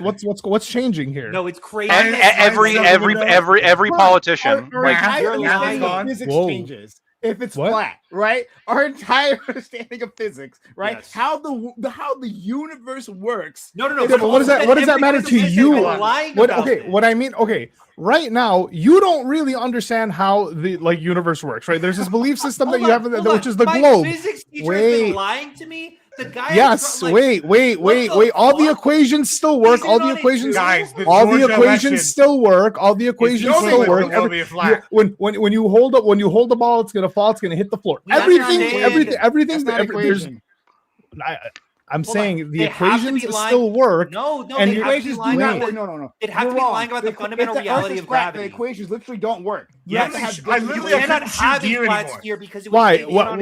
wait. Right now we don't like we have a theory of gravity. It's not like confirmed that like big mass equals things stay on mass. Why am I gonna piss you off? We have a very firm understanding of how like, gravity works. A certain range. Like from a certain range, like guns wouldn't work anymore, artillery wouldn't work anymore. Like that, you understand what that means, right? It's like there's so many things that would change tomorrow. What the hell are we talking about? Of course, but hey, I just want to go on record saying though that I would be what the Dems are doing. They're saying straight. Georgia. It's so low probability that there could have been like the crying game. That's how that if the world is flat, that's equal likelihood to them. That's crazy. Crazy. Yeah. That's not what I'm saying. First of all, second of all, I'm just saying that like if we did find out that the Earth was flat, I don't think it really like matters. It would depend on the reason. Like to their point, if it was found out that it was all due to conspiracy, as opposed to like a fundamental misunderstanding of our physics. Those are like two separate outcomes. Yes. The second one is like, whoa. Yeah, the second one is like, you guys were fucking retarded. Like, holy shit. Like, what the fuck? Yeah, where did we get this wrong? No. How did we get misled this far? It'd be one thing if we had never gone to space, but we've gone to space, right? Astronauts have reported, they've recorded, right? Like the Earth. No, but somehow there's some blind spot where like actually it just looks a little weird and it's actually flat. It's all a fisheye lens accident. Yeah. So there's it would have to be conspiracy then. My world doesn't. I don't disagree. I'm just trying to like somewhat defend Ali and what he's saying. No, but he doesn't even believe that. He's like, so what? I don't believe them anyway. If he's making the argument that scientists were wrong all along. No, he's making the argument that scientists are lying because he doesn't trust them anyway. Okay, if he's making that claim, then that's different. He kept saying, I don't trust them anyway. Why would you care? I'll let Ali speak for himself. I just think it's crazy y'all are equivocating the Georgia. Yeah, sure. I'm not equivocating. That wasn't what I was equivocating. I was trying to equivocate aliens being like pronounced right, and then like flat Earth. Aliens are Mars. Like, I don't really see like a huge aliens. I feel like perfectly within our worldview and our understanding of the universe, right? Simply life starting off somewhere else, right? It happened here, it can happen there. That fits perfectly within our model of understanding. Them traveling to us is the big maybe not a religious model, but within a physical even reality, that's plausible. Within a chemical model, all of it's plausible, yeah. But like a flat Earth would mean like everything we've been taught has been wrong and a lie. If there are aliens out there, well, not for the religious people. Religious people that would still break me. So. That would still be crazy. Yeah, that would still be an earth-shattering, like crazy revelation, and no scientist was even wrong about that. And I'm still blown away. Like the idea, I don't know. Like I don't know. What about these mail-in voter boxes being burned in LA? God damn it. Oh man! What if the IRS? What if the IRS settlement was just the election? How about that? Yeah, they were paying for the. Well, Iran's about to get $300 billion. How do you guys feel about that one? If they give up all their, nukes and don't give it to Hamas, then maybe. No, you're talking about. I'm sorry. Let's actually get to the topic. Oh wait. Did you say 300 billion? Yeah. Are you sure about that? 300 billion? Well, that was the estimate. That's what I saw. 300 billion is insane. If that's actually, type in 300 billion to Iran. I think it was like a plan presented or some bullshit. I think maybe I know there have been some of Iran's accounts have been frozen, so I don't know if it's 300 billion. That seems high, but I don't know. I could be wrong. I don't know. 300 billion is what we've given to the treacherous Israelis in terms of the military aid and stuff, or foreign aid. But I don't know about Iran. But I could be missing something. I don't know. 300 billion would be a lot. That'd be awful. In foreign banks. That'd be okay. That number was reported. By the way, I'm sorry, I walked away right when you said that. Is there anything other than today. Then the bombing again today. This is from the Times of Israel, so you can trust it as much as you want. No, I've seen several sources say it, but like also they stopped talking. Post-war investment. Okay, and we're already bombing them. Lactoid, what's going to get you off the Trump train? Oh wait, hold on? When you say post-war investment, like, are we going to get like some percentage of that ownership in like the different companies and stuff? Maybe, because if we're going to get something out of it like that, maybe. Hold on, don't. This is all bullshit, right? So this is from the MOU, right? The Memorandum of Understanding that was being negotiated, but like that was a bullshit song and dance, right?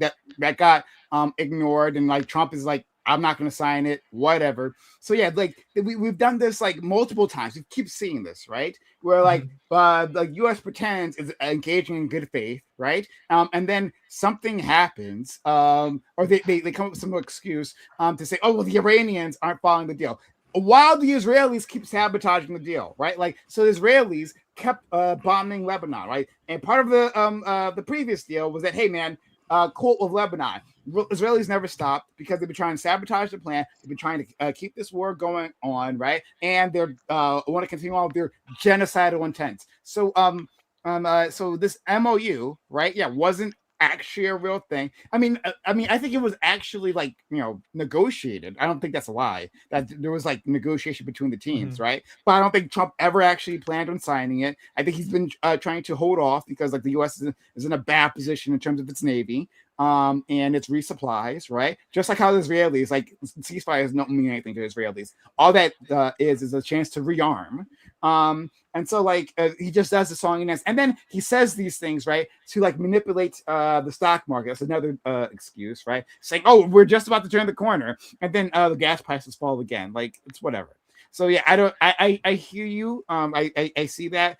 Yeah, they were negotiating $300 billion in post-war investment. Don't worry, Lactwood, right? There was no danger of this happening anytime soon.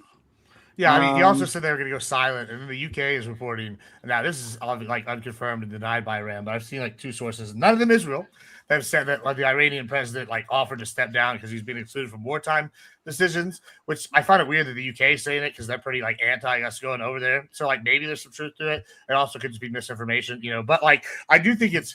I've seen the 300 billion number floated around, but like they're both like on like a hiatus from talking, and then we sent aircraft in today. So I don't think we're anywhere near a deal. Like, no. Trump is specifically like, well, one. The Iranians also in 2024 for the and this war is taking off forever, huh? Hold on. So just for one, it's already over. I heard you won. If you check 2024 at the same time period, gas prices are the same as they are now. Obliterated. So, and there was no war then. So I don't know why were they so high then.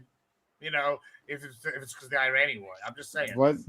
Was it this? I don't know if it was. The 12-day war? I don't know.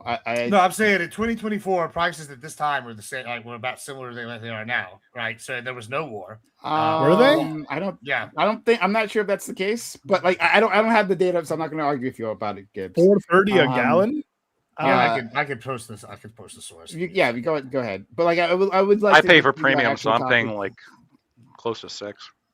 Yeah, but that was a choice. You bought a car that does premium, so like that was your choice, right? Like if you bought this vehicle knowing that is a choice. No, I'm aware. You consented to premium price gas. Sure. I was in a like it was a very good deal. Just move, Lactoid. I bought it for my grandmother. You know, very heavily discounted price.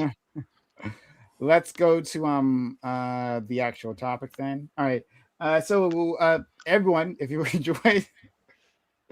enjoyed that preamble to our actual topic, if you had the start of the stream, sit up on the channel, hit the follow button if you are on YouTube, Twitch, or Kick, and be a part of it. Consider support the channel in which way. So consider becoming a Twitch sub or a YouTube member, or if you're really cool, consider doing super chat on YouTube. We'll read your super chat as we saw with the previous super chats.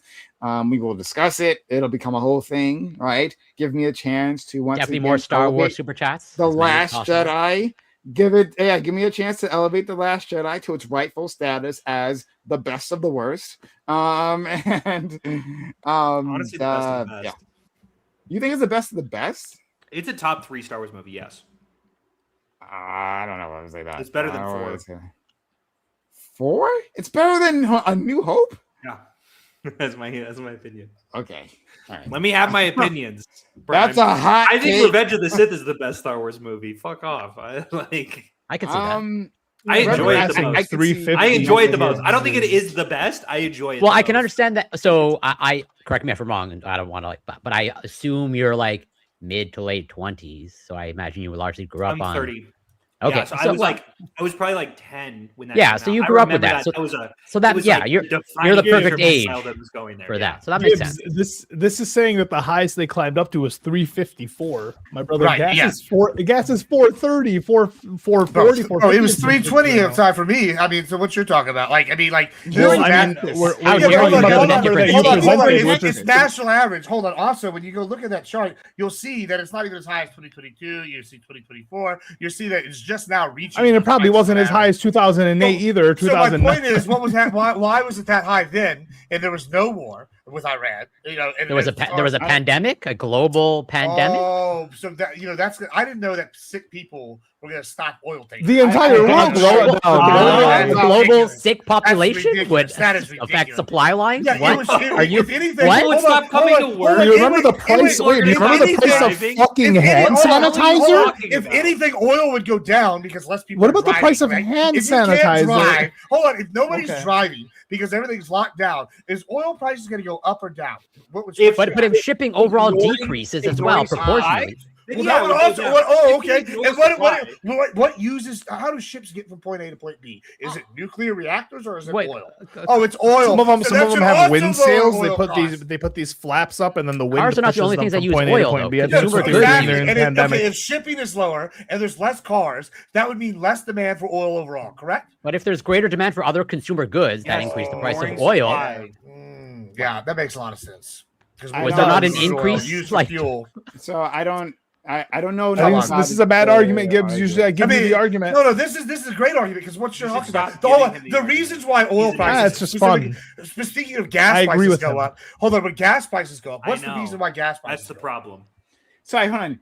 But even sorry, I don't. Gibbs, help me out. What is the point of this argument, right? That it also was higher at another point. Right. Well, the point it was is bad when it's high then. It's bad when it's high now. I'll explain the point. The point is, we can make that argument. I won't disagree with that. But here's my argument: is we can't sit here and go, oh, the oil prices just are up because of this terrible war, yada yada. Y'all can say that. Well, why does that not explain why oil prices are higher these other times? There could have been another reason, though. There's other variables that affect oil prices. There could be multiple reasons. What? Multiple things can affect. Hold on. It just so happens at this time it's war. Hold on. So securing a straight for a long term. We didn't secure it. Decrease. Oh, we got that bitch. This is the dumbest shit. No, it's not. We blockaded after they blockaded.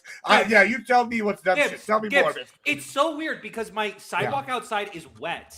And everyone's like, well, I think it's from the sprinklers. But how could that be the case when last week it was wet because of the rain? How could that be the case? Oh, that's good. That's good. Do doesn't they make both? any sense. Oh, this is how stupid you are with this argument. Do they both come? Is the sidewalk wet because of water usage? Oh yeah. Is there a drought in your area because there's not been enough rain and you haven't watered? Sure. And guess what? That's water usage, bitch. It's the same as if we're gonna use gas in a truck or if we're gonna use gas in an oil tanker, and both those go down. That means oil prices go down. Oh, well, I know. Look I at know me you say, can't. I don't know. I'm too dumb to get it. I look outside and there I are see multiple wet. reasons that can affect the oil economy, right? Like, and this time it's the war. Right. So what was it those two times though before? I don't know. The fucking pandemic. In 2022 and 2020. It's like asking what can I don't know what it like is. And it so wasn't the war, less. but it wasn't the war. Wasn't the war. So okay. So this is my point: is y'all are sitting here looking at this one short-term, very tiny increase to secure like a straight. It's not for short-term. perpetuity, and it increased our power shut abroad. down for like fucking 2 months. Oh yeah, cool, good. And now we're selling And our it will oil be at a shut higher down for price than months. people, and we're making more money.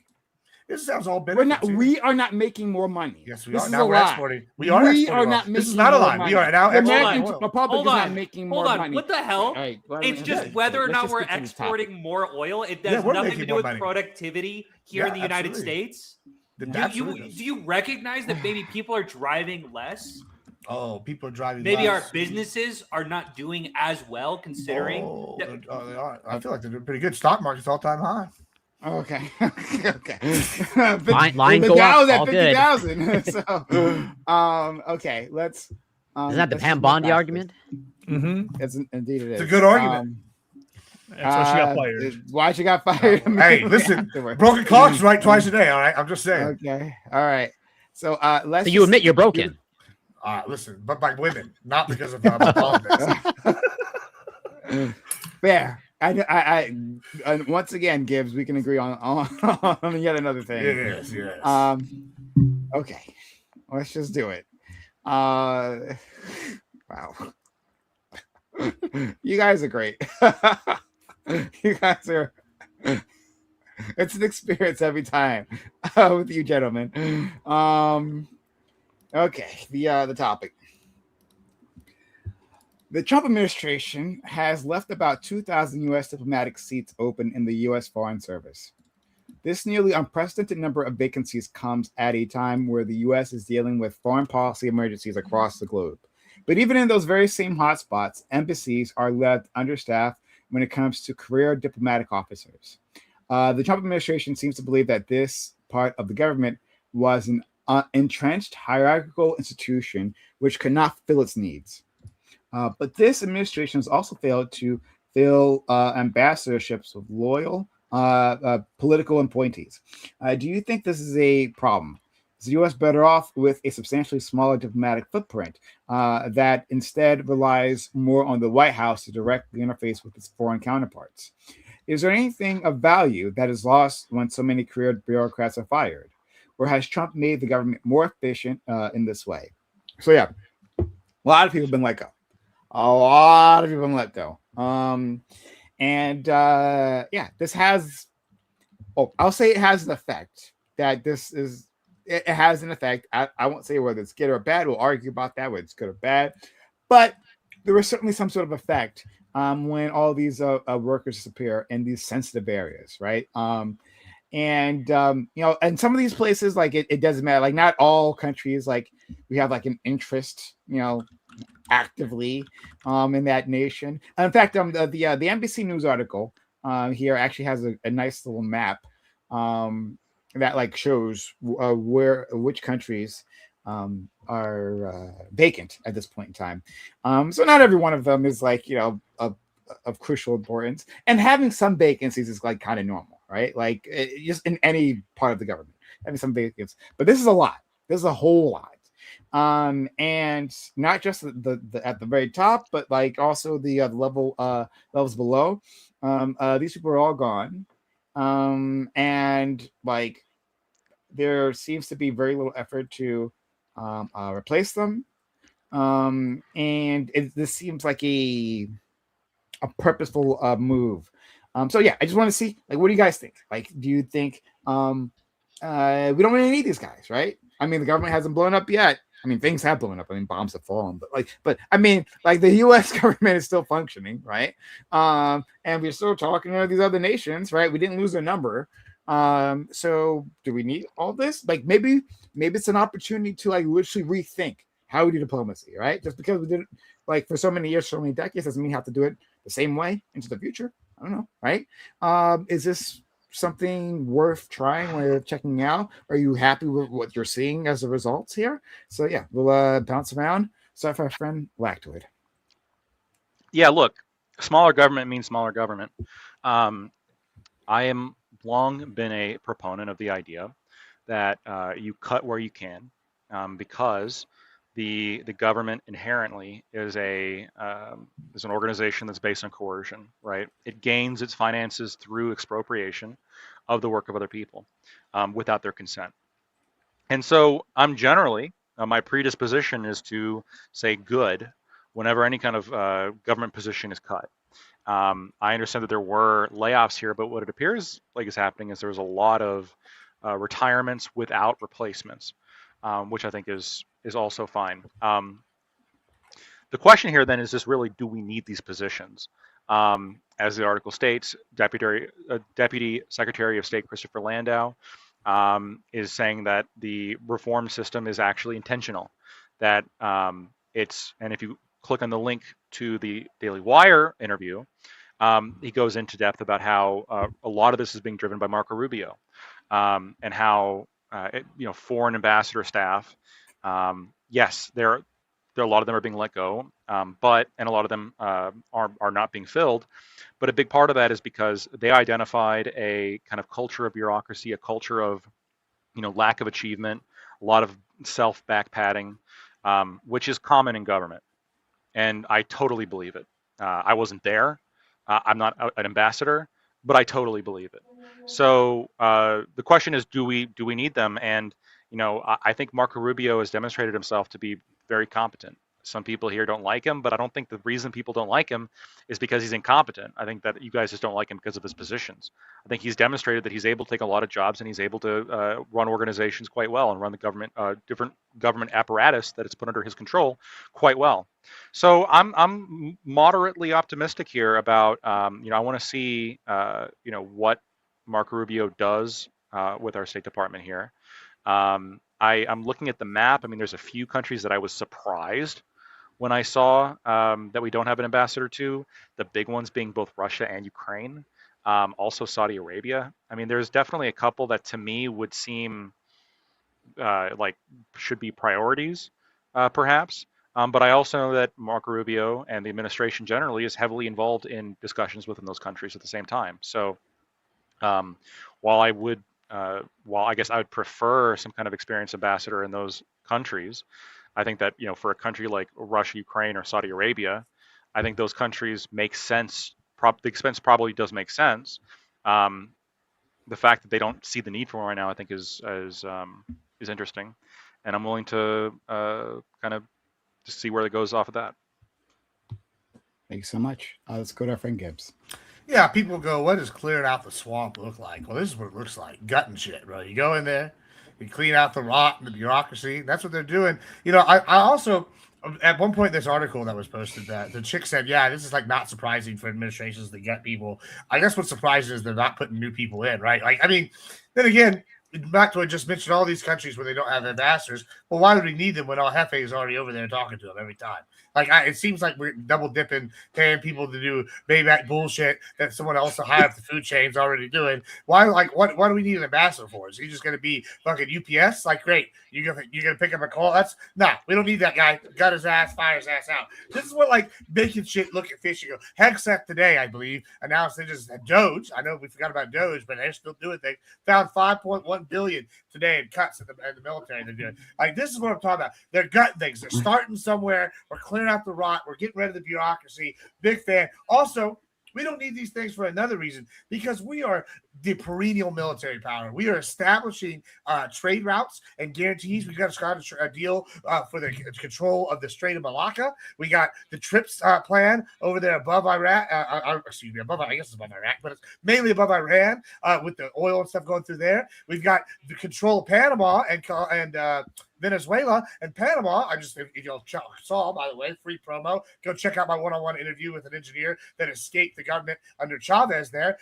Put me on, maybe researching where they were hiding their money. Them and China were hiding a lot of their money in Panama. So one more reason we gain control. And this is all part of the modern Fortress America tactic that we're seeing play out on a grander scale, which is much more like the Don Roe doctrine, right? It's like takes a bit of the old 1940s Fortress America, and then it combines it in a modern sense while establishing control of the petrodollar and all these other things. And that's why we're seeing him go after things like the Strait of Hormuz, the Strait of Malacca, the TRIPS deal. And that's why he's cutting back over here. We don't need these long-term career bureaucrats in there slowing shit up no more. It's time for these people to get with the program or get out. And it sounds like he doesn't even need to get with the program because Rubio is just basically doing everything for everybody. So he's just firing him. Why have somebody that's doing half of the job when you have one guy that's doing the job of 10? I'm just saying it's called efficiency. And this is why we brought him in. This is what I voted for. And y'all are sitting here saying it act like it's a bad thing. Nah. Get learned, son.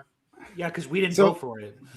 Yeah. That sucks for you. Cry me a river. Yeah. Hold on, I got something for you. Hold on. Right here. Gibbs. The world's smallest violin. Playing my heart cries for you, Hunter. Gibbs. That's definitely not the world's smallest violin. Yeah. I've seen smaller. It's pretty small. Also, that was obviously just made like there are duplicates of those. Yeah. Well, let's need to hit on that. Well, Gibbs, sorry. Like, this is just a very, very quick response, please, right? Are you in favor of simply, because I know there's only one or two options here. There's no other options here. Either taking over the Panama Canal or taking over Panama? Well, both would be great. In fact, here's one more reason why we need less people, right? If we own those countries, what do we need an ambassador to them no more? That's a good point. We'll save some money. Like, we'll occupy Panama and we'll save money. Which will cost $0 in But data. can I answer that real quick? My answer to this is unironically, we should have the canal, but probably not the rest of the country. No. Noriega was just the first drug lord president over there. I'm just saying, they're probably all greedy over there. Okay. We built the damn thing. Fair. Okay, I won't get distracted because I want to get distracted right now. Let's go to our friend Corey. So I mean, the prompt asks, do you think this is a problem? And at least to me, it depends on like what your goals are. If you have an interest in having a global presence, then I think this is a problem. But if your goal is to not have a global presence and to largely be isolationist, then like I can see how maybe someone like Lacto would see this as a good thing. And at the end of the day, let's say as a Canadian, I have no problem if the United States pretty much has a lower ranking on the world stage and retreats from power. And if that's what they want, then go for it. I think they will find out in the long run that that's not going to work out so well for them. But that's to be seen.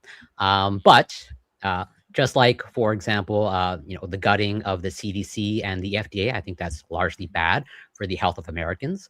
I think overall, the gutting of these institutions is also, let's say, bad for the Americans. And I'll leave it there for now. Thank you so much. Let's go to our friend Ali. Yeah, this is probably a bad thing. A worse thing is that I just found out, or maybe realized, that Russia is considered part of Asia, and I always thought it was part of like Europe. Oddly, It's kind of both. No, never really. Yeah, I know, but right a little now, bit of a big country, maybe one of the biggest.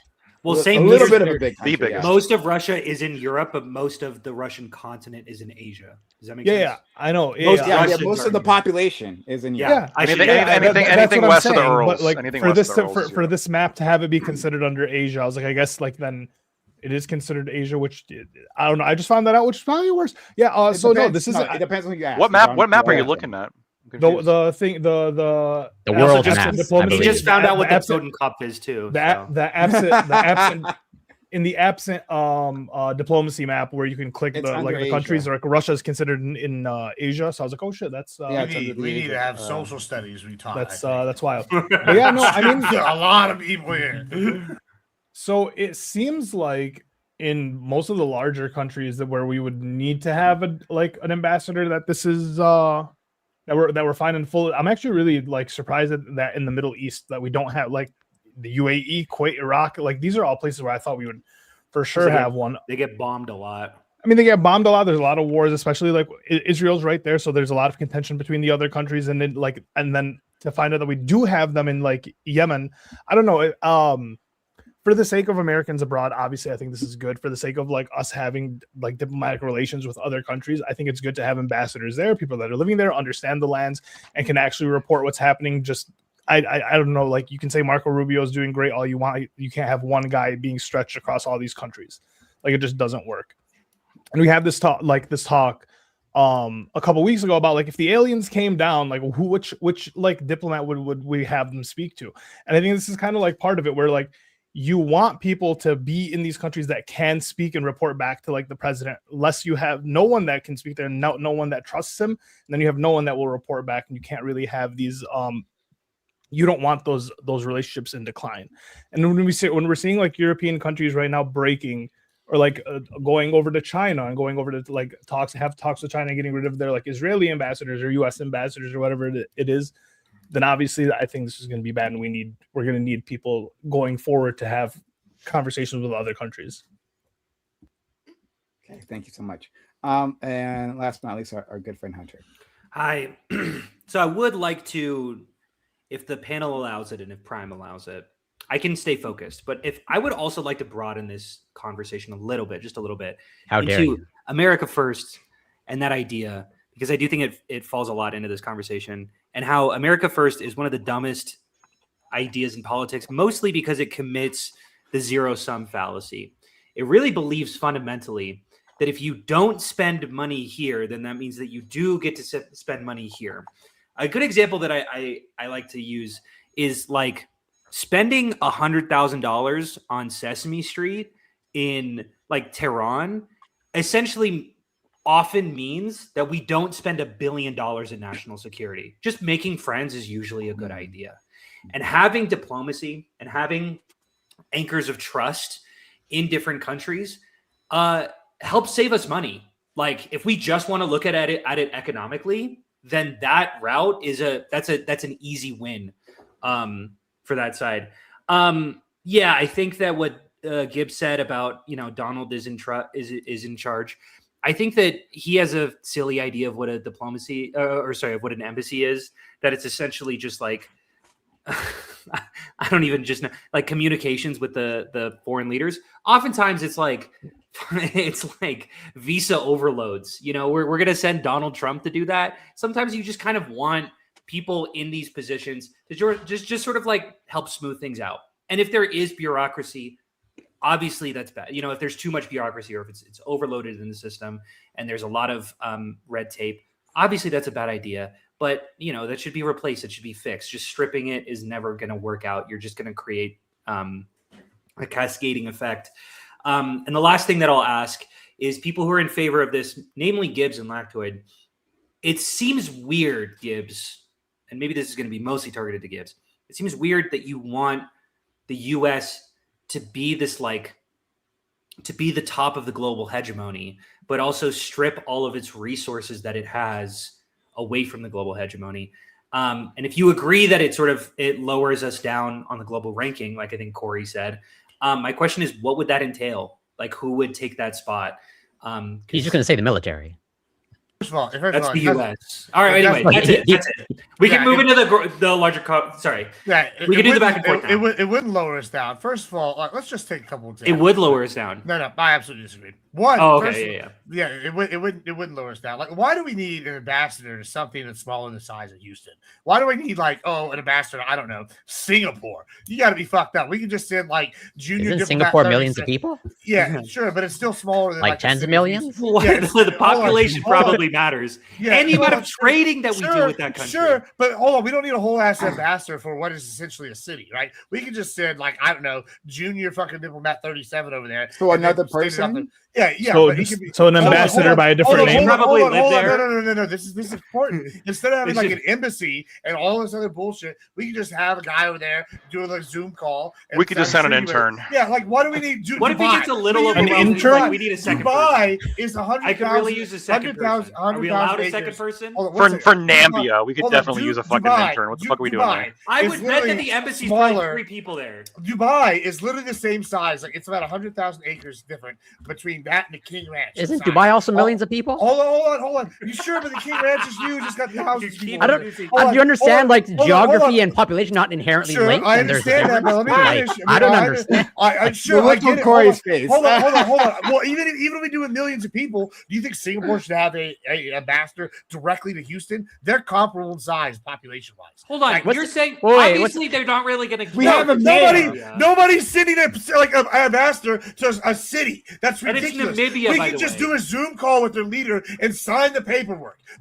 It's ridiculous in the age of technology that we have to have physical people on the ground and every one of these podunk little countries. Wait, I'm so confused. What does that change, Gibbs? That doesn't change anything. Someone's there or someone's. It saves us money. What do we need? It's small on a map, Prime.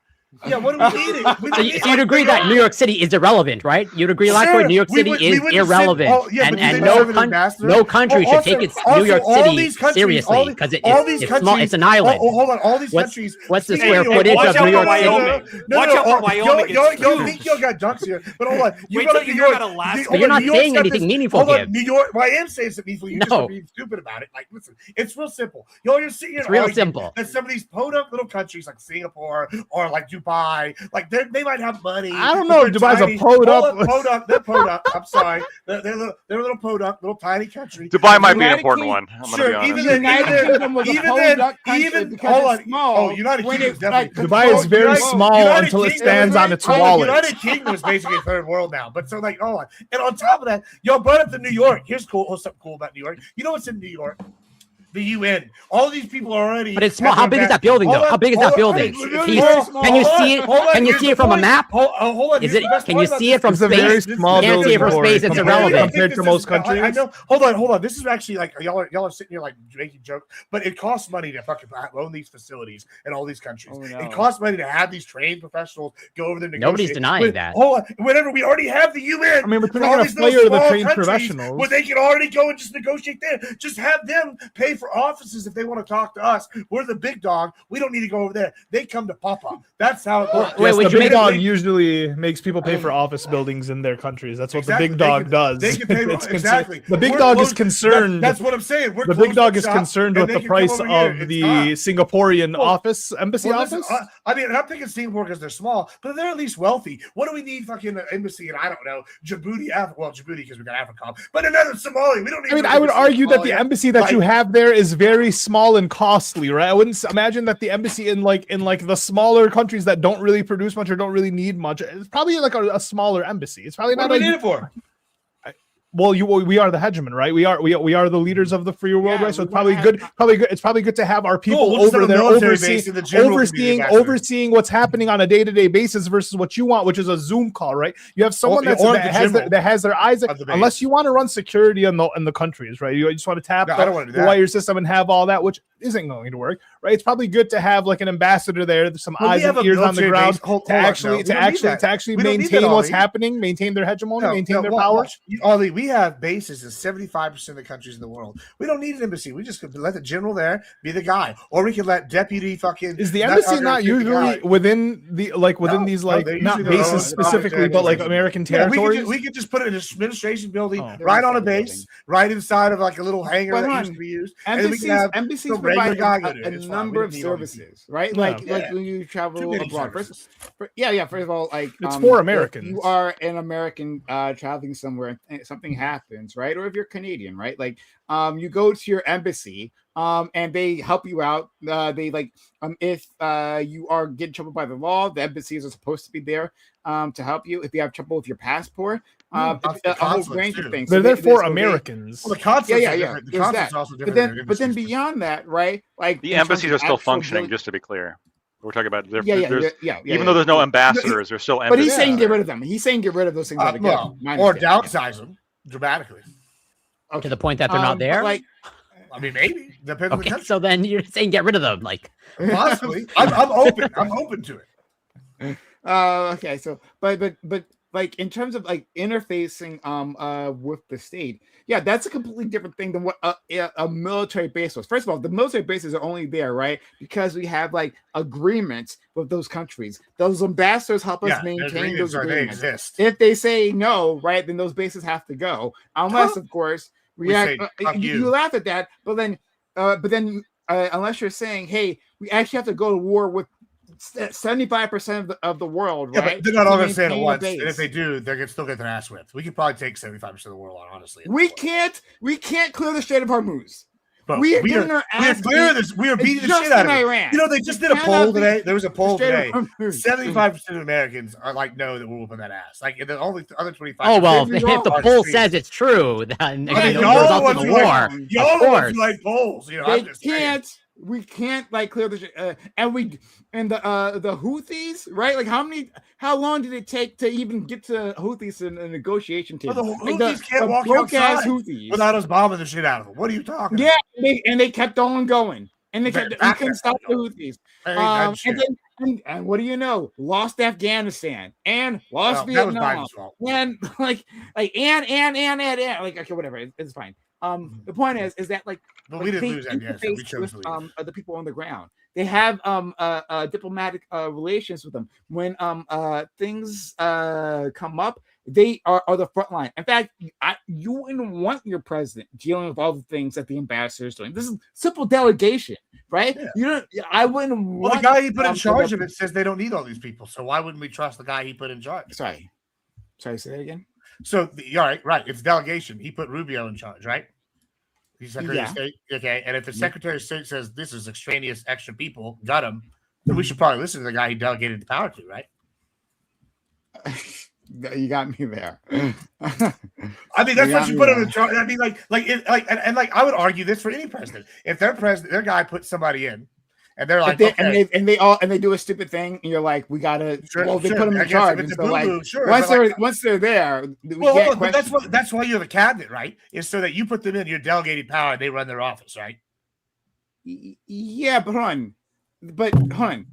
Then, so you don't like it when Trump is too hands-on. You don't like when he delegates. What do you like? Trump should have also listened to Tulsi Gabbard, where she said Iran was not building a nuclear bomb or trying to build a nuclear bomb, right? Yeah, but she's like besties with Syria, so you can't. Okay. Well, you're criticizing her now? Weren't you singing her praises like 6 months ago? I'm just using those own logic right now. That's all. No. You were absolutely in support of Tulsi Gabbard 6 months ago. I am still in support of Tulsi. I'm just using your logic. You're just support her because you find her attractive, but you That's support. True. That is exactly just like Lockjoy, who has no principles. Hold on, my principles are she's hot. The attractiveness was one aspect, and she's loyal to her man. Her man got cancer, and she's like, "I'm stepping down to take care." That's laudable. That's what you want as a partner. That's what you want as a partner. Look, I supported Tulsi on her actual policy positions on who she is, and let's just say that was true though. Her attractiveness is like a nice little, I would support that. It's a gold nugget. Anyway, I hope the reason terrible that her husband has cancer. I hope the reason that she's stepping down is that, but I share a little bit of prime suspicion with that. I do wonder if she's kind of both be true. They could both be true. Like it could be like, oh, it could be tough. Or she's just looking for an excuse and not make herself look bad. That's a pretty good excuse if you're gonna have an excuse. Well, is it? I don't actually know. Like, is it confirmed that her husband has cancer? I can believe. I don't think she's lying about it. Yeah, I wouldn't put it past her. I don't believe that she's lying. I also don't believe that she would step away from power.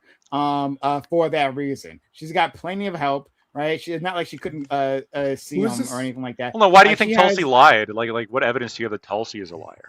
I don't think Tulsi's lied about anything that I can think of.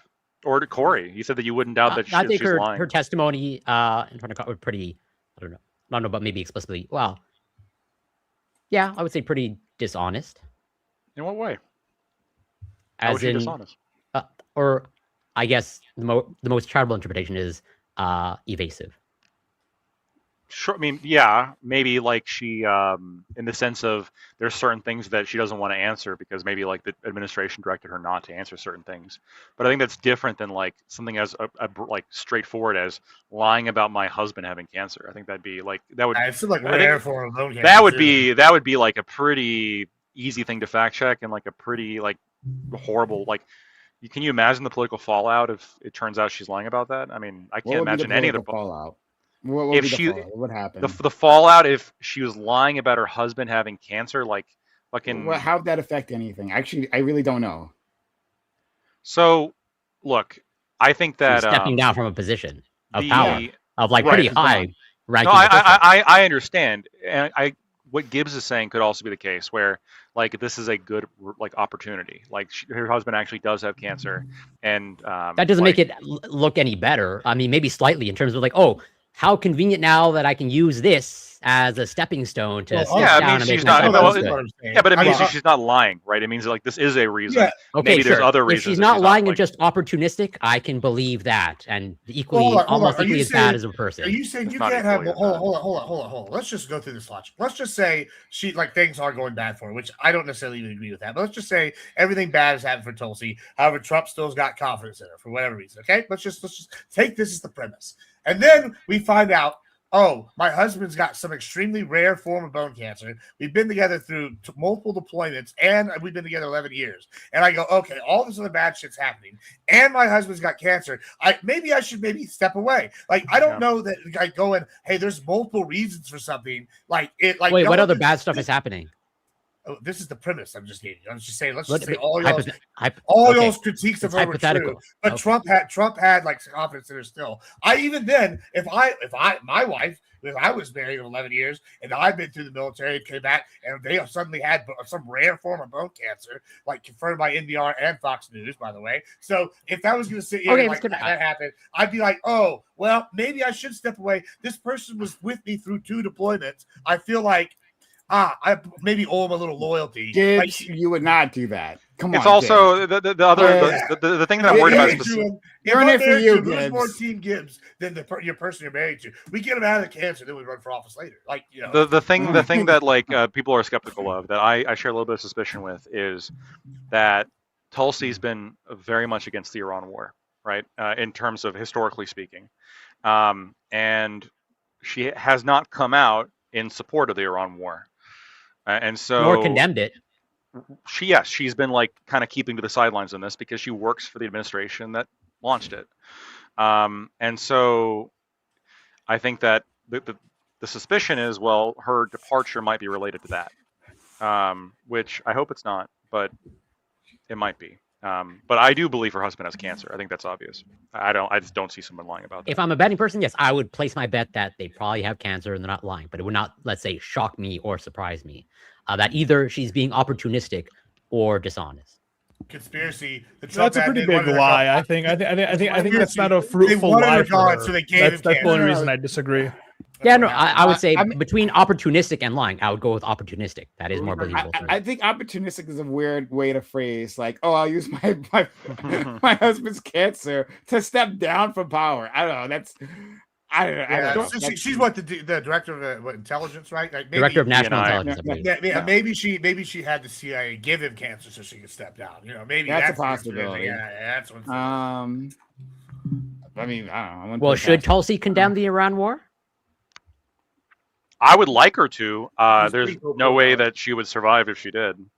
Like, she, in terms of like, she's no longer going to be resigning. She's going to be canned if she. Yeah, but if that's her belief, why should she not? Sure. Why should she not hold true to her standards? You're right. Look, I should walk in tomorrow to my boss and like give him the middle finger. I should. I'm not gonna. Yeah, holding true to their standards. Are your values being questioned? You don't like your boss in your corporate law office? There are certain people above me that maybe I don't get along with, and I'm not going to go like. No, getting along with is different than like. Yeah. Like challenging your ethical. The honest thing would be to flip him off, but I'm not going to do that. No. Come on. Okay. Yeah, I think you're being a little dishonest here. I'm not being dishonest at all. No, I understand that you would want to flip them off and you don't. I get that. Not getting along with someone is different than a fundamental difference in values. And your values it's because I would disagree with them. Values of the Grand Planner conversation. Like, there are people that I've worked for that I disagree with, and I think that yes, you have fundamental ethical disagreements with, or it's just like. I mean, I work for Democrats. There's Democrats above me for sure. They're not bombing a country. Yeah, like, and they're bombing our culture with fucking diversity training. Work, like legal work, just works. That is against your ethics. No, it wouldn't be like illegal. Like, it wouldn't be unethical in the sense of like it would actually be but in the lawyer world, it's kind of there's a strong overlap between like, because I'm not allowed to do anything against like the ethics of the profession because this would be unethical and your ethical code. Yeah, but like, but like in terms of like my like outside of that practice, like do I disagree with the morality of people that I've worked under and work under? Of course, I think everybody does. About the morality of those people, no, not the morality of the individual person. The actions are asking you to do within that you are actively contributing. Have you had to go fight for DEI and you don't support DEI and you've been forced? Yes, I have. I have been forced to take. I have been forced to take diversity training against my will. Diversity training is not the same thing as fight for. Asked such a specific question. No. The guy who came and institute the diversity training, like, did he give you a client that you did not ethically feel like you could defend, and then you still had to defend? That's what I'm saying. Well, the Lactoid is probably obligated to defend some clients that he probably. No. But that's still from an ethical framework. That's still like, even if you believe that a man is guilty as a public defender, you understand that you're participating in a system in which he should get defense. And he voluntarily took whatever the oath or whatever signed. I'm assuming he took some sort of agreement saying I could withdraw. It's not just that there's an obligation. Yeah, he doesn't have to take the case. He doesn't have to take every case that comes his way. His values. No, that's not. No, listen to what they're saying, because what they're saying is the counter here. Like, I agree with you. Like, yeah, everybody He doesn't deserves have to take every case he doesn't want to take. Hold on. Right. What Hunter's saying, right. What I'm saying, like me and Hunter agree on this, and that yes, every person deserves representation, and sometimes you're going to have to represent people that you find odious, that you don't like, that you just don't want to represent. And what you and I are saying is, well, that's the role of a lawyer. What they're saying is, Lactoid, you could just not be a lawyer then. I'm not saying that. No, that's not what I'm saying. Wait, you have to take every case presented to you. There aren't lawyers who turn down cases. If I no, not as an associate. Not as an associate. If I tell my managing partner, no, I'm not taking that, I'm getting canned the next day. Absolutely. Yes, I take what they give me. Yes, that's how that works. Grind. Yeah. No, but okay. So I will try to paint the hypothetical that's probably more representative. If let's say last year you tweeted out, I hate my boss, they're an awful person, okay? And then tomorrow you're confronted with that tweet, and your boss asks you, do you stand by this? Or basically, would you, if you still believe that, would you lie to keep your job? I probably just wouldn't comment. I'd refuse to answer. Exactly. You're a terrible person. That might be wouldn't that just No, I actually worked at a law firm where this was hold on. case. We had a top lawyer. This argument. What are we hold talking on. There was a lawyer. So I worked at a law firm in Houston, and she was known for being like a huge cunt, right? And like she would like literally call you in her office every day and chew you out. She'd be like, "Listen, hey, little dick motherfucker," and all this crazy shit. And like probably could have complained to somebody. I guess I don't know who you would have complained to because like they were in charge. But everybody sucked it up because she was so good at like her job. So it's like people like on the reviews. If you looked up the reviews for hiring, it'd be like, terrible boss, evil individual, great at her job. Like, so like, if she'd asked me, what do you think of me? I'd be like, you're a bitch, but you're real good at your shit. That's probably what I would have said. Like, and I would have stood by that. I'd be like, you're the worst person since Hitler, but you know what? You're damn good at your fucking job. Like, that probably gets you. Just to be clear, shit all the time. Like, my direct boss, I get along with really well. We got a good relationship. In case they're watching. In case they're watching, yeah. But actually, though, what it feels comparable to is like I've got my own moral systems, and I feel like I've been pretty ethical with the decisions that I believe that I'm moral. Obviously, I try to whatever. It doesn't matter. Okay, obviously you disagree. We have different. Okay, this doesn't matter. Jesus Christ. My younger brother is doing like door-to-door sales. And genuinely like being dishonest and like scamming people out of like taking their money. And we had like what does he sell? It's solar panels, but he basically pretends he works with the city.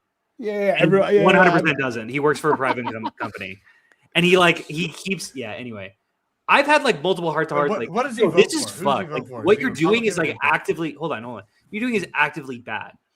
It would be bullshit for him to just go, yeah, well, every job is kind of actively bad. There's definitely degrees to this. And he could just quit and go work for like, I would say a public defender is one of the most beneficial for society things that you could do, even though like there's a weird flip side to this where it's like, even though you're defending a murderer, I actually think that you are doing way more for the public good than almost any other job. I want to be a teacher. In a year from now, I'll be a teacher like that. Do you understand what I'm saying? That like you're not going to be a history teacher, are you? No. See, here. I get what you're saying, but here's the thing. Like, I would say the same thing about Tulsi Gabbard in the position of the DNI. Like, I think her being in that position is overall beneficial, and so I want her to stay in that position. And so in my mind, the weighing is between, well, if she just comes out and opposes the Iran war, then she's going to be out of the position, and the overall position is going to be occupied by somebody worse. And that good job that I like her doing is just going to be, given to somebody who I think is going to be worse.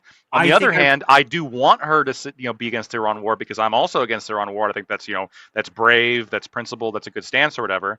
But again, it's similar to the public defender situation. You know what I'm saying? I do disagree, but I understand where she might be coming from. I hope that she's that rational.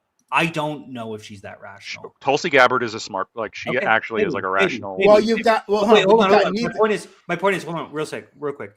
My point is that my issue is that coming out and saying I'm against the Iraq war isn't just good principally. It's not just good morally. It will probably it will probably contribute to the cascading effect against Trump. and against the Iraq War, and probably I don't think so. cause him to withdraw to some degree. Like it will help at least to some degree. It will Or help put pressure. It will put pressure. It will put pressure. No. Thank you. It might not No, be. I don't think so. I think if she publicly came out, I think that she's getting. I think the result of that is she's getting canned. I agree with that. And she's going to be put in the same bucket maybe as Marjorie Taylor Greene. I agree with that. Yeah. And Marjorie. Yeah, Taylor, but that would but in the actually long be term, taking they'll a come risk. out. In any case, like you get like nothing actually. You get the worst of both worlds. Now she's not taking a principled stance, and she's just stepping down. Right, so she's not in that office anymore. True. And she didn't That's say a great thing, point. She's stepping right? Maybe she'll say shit now that when she steps down. So but how you should brave probably be against her if of she her. doesn't, right? Yeah, at I'd the be opposed moment to where her. she's like with in a place where with no power, just like Marjorie Taylor Yeah. Greene, right? The moment where she had no power is when she became so brave and so bold. Like, True. come on. It's easy to be brave when you have nothing on the every line. There's politician no ever done. stakes. Well, no, hold on. I watched a comedian literally this week, and he made the same comment you just made. He's like, it's amazing how all these politicians for 50 years will be in office, and then the minute they get out, they write this tell-all book about why they couldn't change the system. And it's like, I mean, they all do this though. Like, I mean, we're just like kind of I acknowleding agree. chronic issues. You know, I mean, which I is perfectly agree with you. which is a good reason for all this gutting of the bureaucracy and the foreign policy services to get rid of these career bureaucrats. And you have to zoom in just to make that point. That's right. And now we can't zoom out. Yeah, we'll get there eventually. Uh, You know, we're gonna find the bureaucrat behind this AI. That's what I'm so go ahead. You go first. Well, okay, so like you say they get nothing, but like it's kind of like the trend now, politician gone influencer, right? Or like the influencer gone politician. So like Marjorie Taylor Greene, like I didn't know shit about her for X amount of time until now. Now I see her popping up everywhere. Yeah, because she's doing a podcast run, right? She's doing a media Hold circuit. on. She was nonstop. way bigger 5 years ago than she was right now. Yeah, I remember her bigger back then. Well, I wait, don't know. It you depends how pay you you pay count that. attention to politics. I Excellent. don't. So like No. Yeah. I'm She's hearing more about her outside now. that space now. Yeah. It depends on what crowd you're talking about. I think. I think there's not a. I think the argument you're making isn't like wrong necessarily, but like I think it just depends on what crowd you're talking about. So but like what I'm saying is like, you were saying like they have more influence and probably get paid a little bit more as influencers, like doing the podcast run or just being like celebrities doing. I'm sure they get paid to do this type of shit. So like I'm sure they have more influence or get paid more as doing this than they were when they like had politics, right? So like they could sway more people, do more, like get more people to vote for whatever like thing they need. I them think to you're vote right, for, so on Ollie. and so forth. I think you're right. You're like, so there's two things y'all talk about. One, it's like the power. When y'all are talking about influence, I think we all talking about something different than what Ollie was talking about, right? Maybe like y'all are talking about direct power as like what was it? She the House, right? She was No, I get what you're saying. That it's right, but it's also like, yeah, she might not be at the peak of her popularity even, but like now she's more of a name because like the average person is going to see her on all these podcasts, even because well, that depends. Do you think the average person votes? The average person might only vote for their local people, right? They might not know Marjorie Taylor Greene if they've never been whatever state. But if you're from Texas, all of a sudden you see her on, Gavin Newsom's podcast. Do we really think that MTG is bigger now than she was 5 years ago? I get. Well, I think she's probably more known. I get Ali is saying that he's only heard of her now. I would bet that's because 5 years ago you were paying even less attention to politics. Yeah, but do you disagree that like, She's the totem cop of politics. Yeah, but that's I don't know. I think she's. I honestly think she's bigger. Yeah, but like, yeah, I mean, crazy to me, she but just might not be as popular, I mean, right? Like she's like probably better known. I don't but know how she. powerful. I don't know her. Yeah, I don't know how her. She hasn't dropped. I don't think she's dropped in name recognition. I think she's only grown over the years.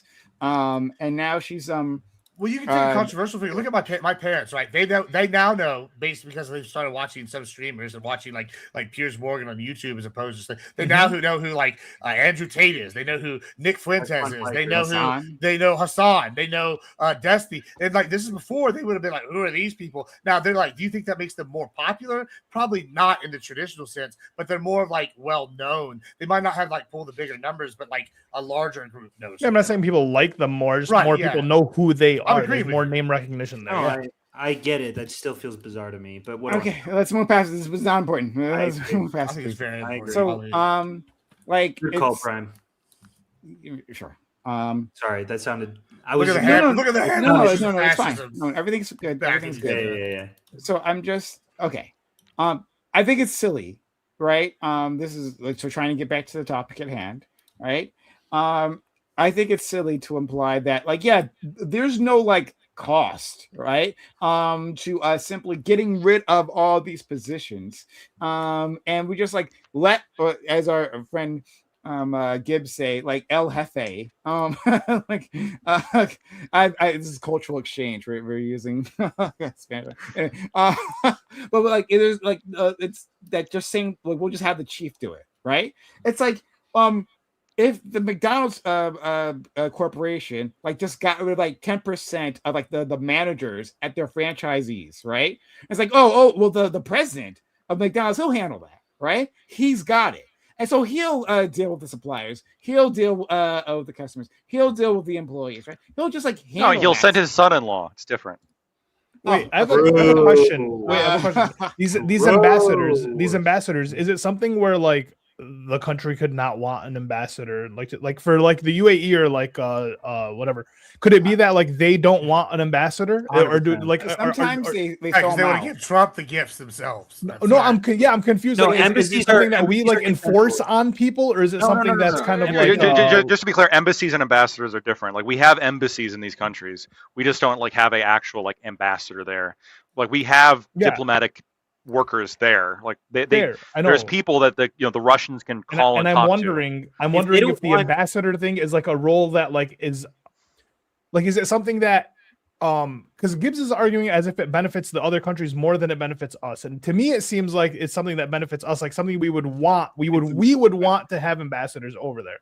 So like, but like, does it work the other way? Obsolete, yes, it's a mutually beneficial situation in my opinion. Yes. I would say, largely speaking, small countries love having the U.S. nearby and love having a phone call that they can actually, like, if problems get big, that they can go hit up people. And obviously, the U.S. likes to be, there's not a really somewhat like sometimes small like countries like us to be there. Is that you seriously take? I mean, do we not largely speaking? Benghazi, Black Hawk Down. Like, I mean, these are all like, every time something bad happens, what do they do first? Burn McDonald's, then they burn the embassy. And why do we have so many embassies? That's the question now, isn't it, Papa? And that's why we're closing. Because it doesn't make sense we're not closing the embassies. Why are these countries? We are shutting down constantly. That's part of what we're doing. We're shutting down some of these. Some of these we're getting rid of staff, and we're downsizing embassies. Like, this is part of it. Like, I'm just not going to comment. I'm not going to use affirmative or deny. I mean, you want to hit your wagon to Gibbs? Come on. I mean, that's what happens. We get terror attacks at embassies all the time. No, I think Black Hawk Down is a good point. No, I agree. Correct. Yes. I understand that. I've acknowledged. I see why you like Tulsi Gabbard now. No backbone whatsoever. I mean, we're just offering up targets for these people. We're basically spreading. Yeah, sure. Okay. Hold on, but then just having Americans on the ground would be that's a great point. At least the military bases are defended better. You know, like we can add another building. I mean, like American tourists, right? Like in Kenya, we'll shoot right? Back harder. There was that hotel that was bombed, right? That was visited by Westerners. In Beirut, so then we'd also say we would disable Americans' ability to go abroad then because we might provide a target to a terrorist. No. That's not what I'm saying. There's a difference between random tourist number 57 and fucking, I'm the head of a person in the State Department. They can like grab me out of the embassy and parade me through the streets. Man, look, we got this guy. He works for the then government. We could just like strip them of their job title, and then they'll be like random tourist number 67. Yeah, well, that's what the CIA already does. They just already do that. They just say they're State Department people. Like, I mean, this is the thing they already do. What it comes down to is just we're doing that already. We are doing this already. You're just denying things that we do. We do it already. It doesn't even matter. Hold on. Hold on. This is how like dishonest you're being. An argument that y'all were making for USAID was that some of those were CIA black projects that y'all could go out. This is an argument many people made on these. You keep saying you all, and then just like throwing Democrats or just like left wing. Are you the liberal representative? Because Prime's the progressive representative. I'm not a representative. Let me have my own fucking opinions. I mean, you're the one, dude. You just do that for us with the Republicans all the time. Like, what are you talking about? You're like, listen to these MAGA fucks say, and then when we put the shoe on the other foot, Lordy, I don't like that. You're the Democrat. Ali's the Muslim. Prime is the progressive. Everybody. Corey's the Canadian. First off, okay. Two of those. You're the Mossad vote, bro. We need to know what is Mossad. Lactoid is the intelligence office. officer. But reporting on all of us. Yeah, Lacto's the white guy. Niet. He's the one. I wonder he's so anti-Ukraine. So anyway, yeah, but our diplomats act as point people. They help, like, so especially like when there's an emergency, right? Like some shit's going down, right? And if we didn't see it coming, just happened. Like, you know, shit happens in different parts of the world, right? These are the people who actually form relationships with the individuals. I'm not just talking about the ambassadors, right? Because, like, as you know, the article said, which I'm sure many of you guys didn't actually read. I read the whole thing. I read it. I quoted it. I quoted it in my own. I read an article that it linked to. How about that? He did say that. He cited that. I know. Although it was a Daily Wire, so you know. The highest of all sources. Also, we all remember the Iranian embassy. Oh, by the way, the Daily Wire interviewed me and then never released the interview. Sorry. Not helping the not Mossad quotes. Not helping. That's never happened. Yeah, you probably shouldn't have mentioned that. The whole Mossad. Drama-free Hunter right here. Drama-free Hunter right there. True. But So anyway, basically, you just had a conversation with Daily Wire. Mm-hmm. But yeah, ambassadors. Yeah. So there's a divide here, and we haven't really talked about it yet. There's ambassadors, and then there's like the career diplomatic staffers. So ambassadors are political appointees, right? And so every administration, they almost completely clear them out, right? Like you just like wipe them out, and then you bring in your own people, right? So the ambassadors being the head of the embassy, they get cleared out, and like it's like literally for most of these countries, right, it's like a political favor, right? How it works is, hey, did you are you a big donor, right? Do you want an ambassadorship? They'll send you to like the sweet spots, right? Yeah. So like Paris is a good one, right? Because we usually don't have trouble with France. We have more trouble with France now than before, right? But like, yeah, a lot of people want to be imagine this, Ali, you know, for a job, right? Here's what I offer you a job. Ali has always been supportive of this channel. Ali's been a cool dude, always been kind to me, right? And so I get a chance to start hanging out ambassadorships. I'm like, Ali, how about this? I'm going to give you a job, right? I'm going to send you abroad to Paris. You're going to live in like a mansion or like some like super like incredible of like a apartment flat, right? Owned by the U.S. government with your own security detail, getting paid a shit ton, right? Just to occasionally talk to like the French president or whatever, right? Well, do some busy work. You do still have a job. You are probably gonna have to work 40 hours a week, but you do get to live in a nice place in Paris. There's no nice place in Paris. Paris is easier job. Right now, so. It's a very. I agree. No. What do they do for 40 hours a week? Wait, yeah, I saw something clicked, so I was like, Mike Huckabee. He's the ambassador, the U.S. ambassador. He's a yeah. Let's wrap it up. We can fire all. Bring them home. Bring them home. Bring them all home. Bring them. Yeah. Do you think Mike Huckabee is working 40 hours a week as the ambassador? Mike Huckabee don't work no hours. Bring him home. Bring him home. I would say. So those are the easy spots, right? Where we generally don't have conflict, right? Or it's like a small Caribbean, Israel. Yeah, we don't need ambassadors there. Yeah. Oh yeah. Or it's like it's a small like Caribbean or tropical island. Yeah, the Barbados. Like, why do we need an ambassador there? Sure. Yeah, we don't need one in Cuba. Or Nambia. Well, we don't have one in places that actually matter. Usually, at least what you want to do is to send someone who actually knows what the fuck they're doing. Right, sure. Because when that person, they need to be able to interface and to handle the fires you know are going to happen, right? Or fires that already are taking place, and have a plan as to how to interface with that foreign government. So that's that, right? Yeah. But then below them, right? Those are the career diplomats, right? So they've been in the State Department for years, sometimes decades, and they've been under all these administrations. They usually don't get fired. In the same way, right? I mean, sometimes they do, right?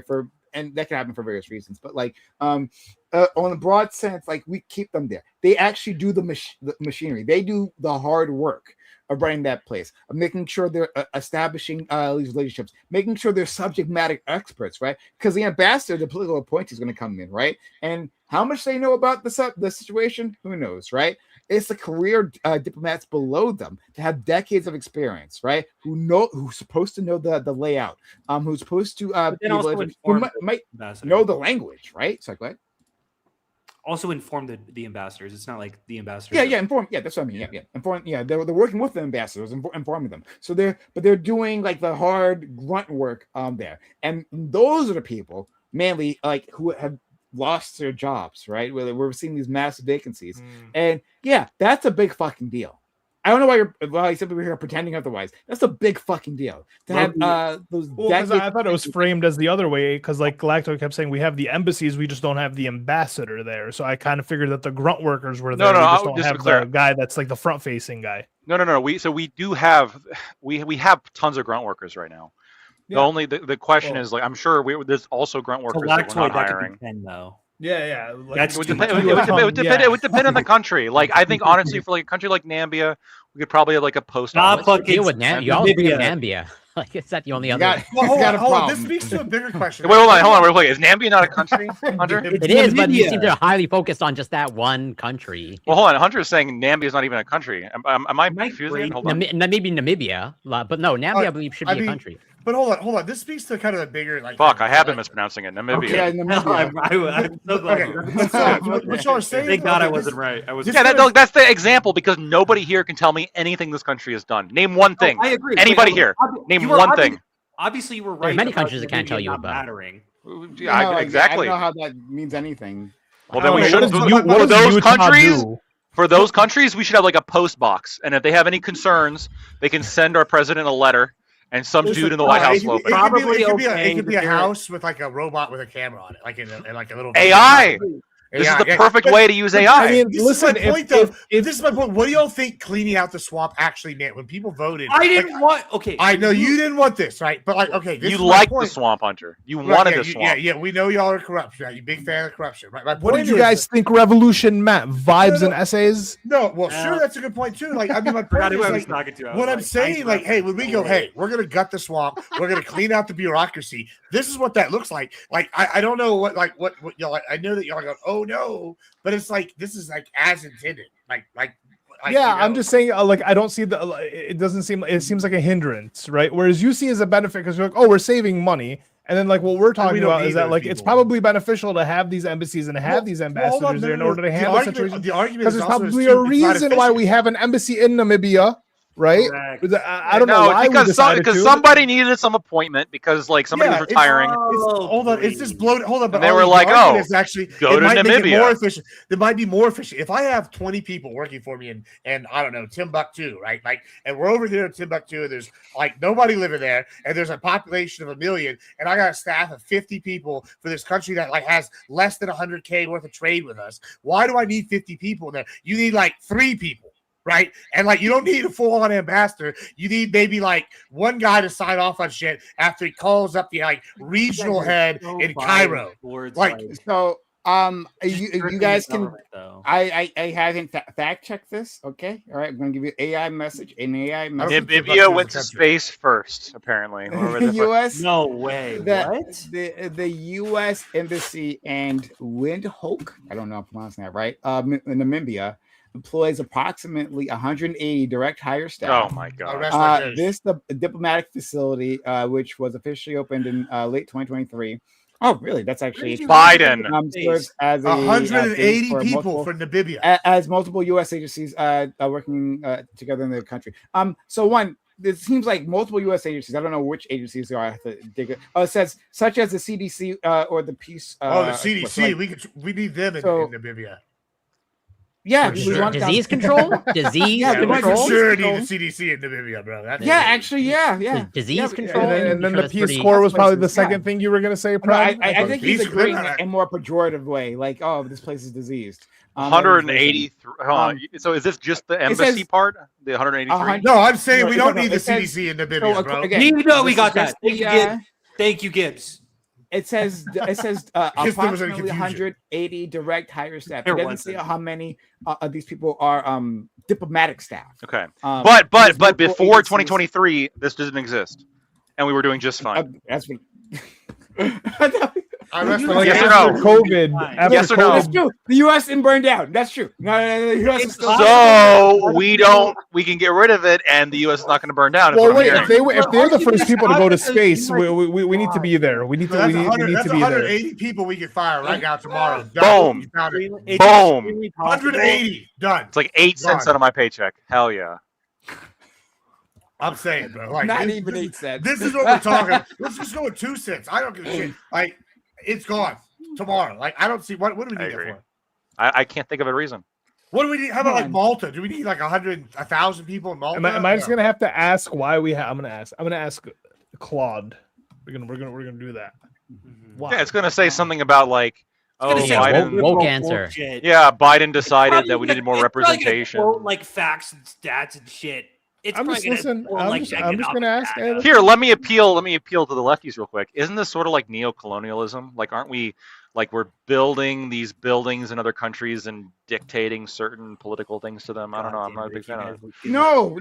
This isn't. We should no, leave them alone. Right. Hands off Namibia. Wait. Hands off Namibia. Wait. Did we? I'm assuming. Correct me if I'm wrong. Did we get consent from Namibia to have a U.S. embassy there? So we also got consent back when we colonized a lot of the countries, but we all know what that consent really is. It's forced. And you think we use economic coercion? You think that's the same thing with the we use economic coercion to compel countries. He doesn't agree with this argument. Everyone knows. I'm going to read it once again from the Google AI overview. You can choose to believe it or not. Right? I haven't done any more research. Is it the latest model?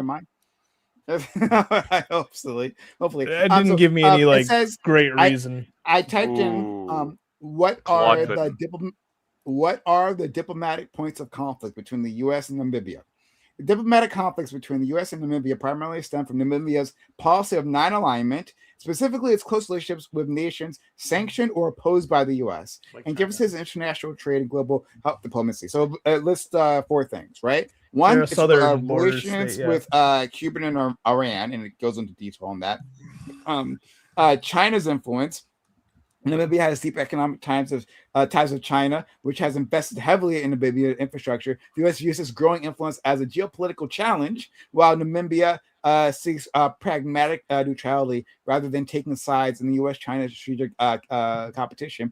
And then the next point is trade and the AGOA expiration. Tensions exist over trade and tariff policies following the expiration of the African Growth and Opportunity Act. Namibia faced a temporary lapse in duty-free access for certain goods and has been navigating new trade terms under the America First framework. And then finally, it says global health sovereignty.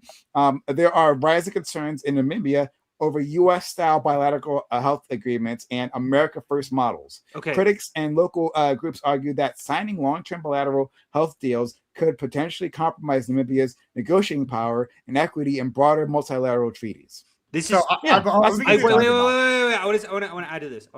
Because that's probably about, I don't know, I'm going to make up a number, 15% of what the embassy is really for. A lot of what the embassy is for people traveling to countries like Namibia. It's for passports. I asked ChatGPT, by the way, and it gave me some answers.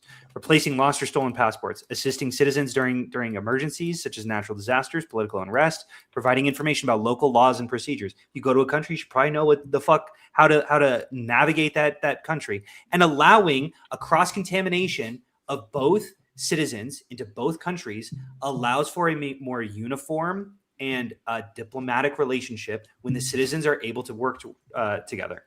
Visa applications, it's a huge one. Immigration-related paperwork, citizenship requests, encouraging business and investments between countries, educational exchanges, cultural events that showcase language, arts, and traditions. Yeah, if I'm going to go invest in Namibia or any other country, and none of that existed before 2023. Hold on. I'm actually using a point that you're making right it's bad that it didn't. You just made a point right there. I think none of that existed beforehand. It might be the building that didn't exist. Maybe they still had them. I can look it up, right? Well, I'm going off of your. Well, hold on. I'm just going with what Prime strategically. But you just said something interesting right there, Prime. You said like invest in these countries, right? Okay. So I was just out of curiosity. I was like, what countries do we not do a lot of trade with? One of those being Nepal, right? Okay, small country. Maybe we can argue, hey, the mountains are pretty. We have some tourists that go there. Small country. They have a Nepalese store in every mall. I'm pretty sure we do a lot of trade with. Well, Nepal. I'm going to tell you, I looked all this up here just a few minutes the little ago. knickknacks. While we were talking about it. So we looked it up, and they have what they call a mid-sized diplomatic mission in there, which is just only diplomats. And so when I looked that up, I said, well, what is a U.S. mid-sized diplomatic mission? And it said the average is between 50 to 150, which kind of lines up with the Namibia numbers, right? Whatever. Right? I'm sure I'm mispronouncing that. Whatever. We're going to keep rolling. And so I go, right. Okay, so anyway, he could be a history teacher. I looked up. We got 1.7 billion in trade and annually with Nepal. Now, here's what's interesting about that. That's weighted between 60 and 70% in a deficit, like in our favor, basically, because we're doing all the investment there. Right. And the only argument that actually has made any sense, right, would be Hunter's argument about, they help out with travel visas because all the money that's they're getting basically is from U.S. tourists that go and climb the mountains. Right. Okay. Well, that's cool. That's good. I hate to sound like a dick to the mountain climbing group, but we don't need. No, you don't. I don't feel bad about the uppity figure travel mountain. Listen, maybe you don't need to go to Nepal, or if you do, we can strip that bitch down. There's no reason. It's pretty cool. 150 people Nepal down. in a fucking in a trade place. It's pretty cool that I can go to wherever country I want. Why are we sending just shut it down? millions of dollars over to this other country? I don't get They're mutually beneficial. It's an investment. It helped us. It helps them. It helps us. Have you seen Nepal's one of the poorest countries? Because that benefits blue collar Americans when they go and visit Nepal. Hold on. What the fuck? When they go hiking. In Nepal. They're done at the factory job. They're going up the mountain. Yeah, they're just like, I can't wait to go hiking in Nepal. You don't Let's not pretend who these people are. These are uppity fucking tech workers out of San Francisco. These waspy motherfuckers. They're showing up and these latte drinking fucking economic hoity-toity avocado toast eating. Yeah, there's this avocado toast eating, not house having fucking losers. And I'm tired of this soft power bullshit. It's a racket. It's a racket. Soft power with Nepal. Yeah, soft power, more like soft dick. That's what it is. Hell yeah. It is terrible. Hell yeah. For this shit, right? Great. So look, I'm not saying we ignore their phone calls. I'm just saying, why do we need 150 people there? We have Zoom. We got like the fucking pandemic happens and we're all zooming in from work, and then we can't figure this out with Nepal. So just answer Lactoid's question. I'm sure that there's some bureaucracy there. I'm sure we can just send Jared Kushner. He'll handle it. He's handling everything else. I just want to answer Lactoid's question very quickly. Was there an embassy, a U.S. embassy in Namibia before 2023? Yes, the United States had an embassy in Namibia since the country gained independence in 1990. The original facility was located at 14 Lausanne Street in Windhoek. In late 2023, construction was completed on a new modern U.S. embassy campus. And on January 26, 2024, the diplomatic operations officially transitioned to a new location. So yeah, that's all it meant. It's just who commissioned that construction?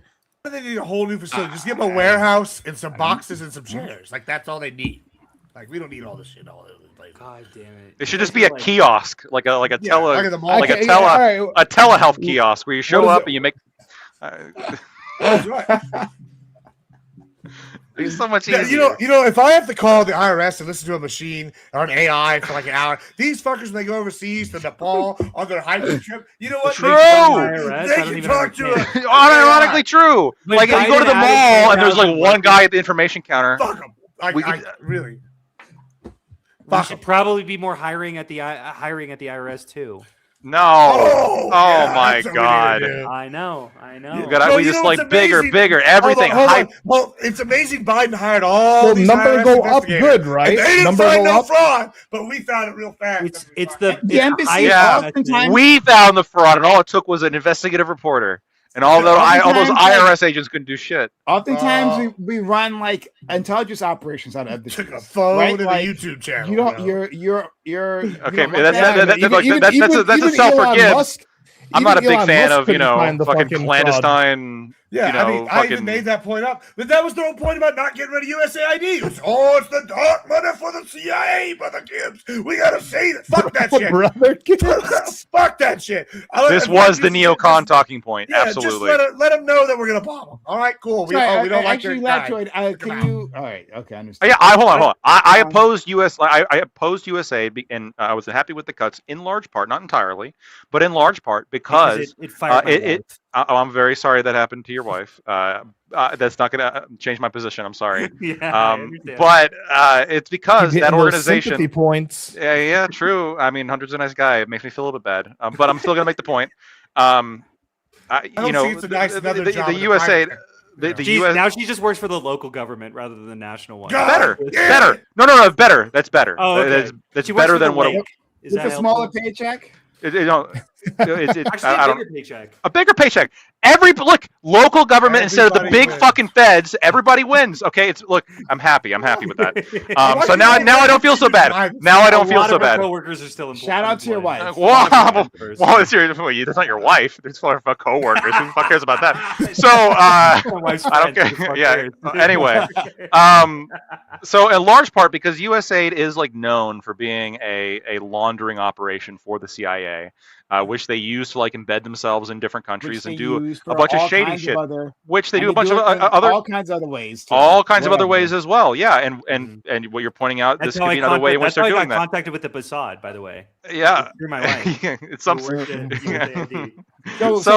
conspiracy theorists. I just want the thing I was asking. They're watching. They're fucking salivating right now. I'm gonna hear about this next Christmas. I know you're not.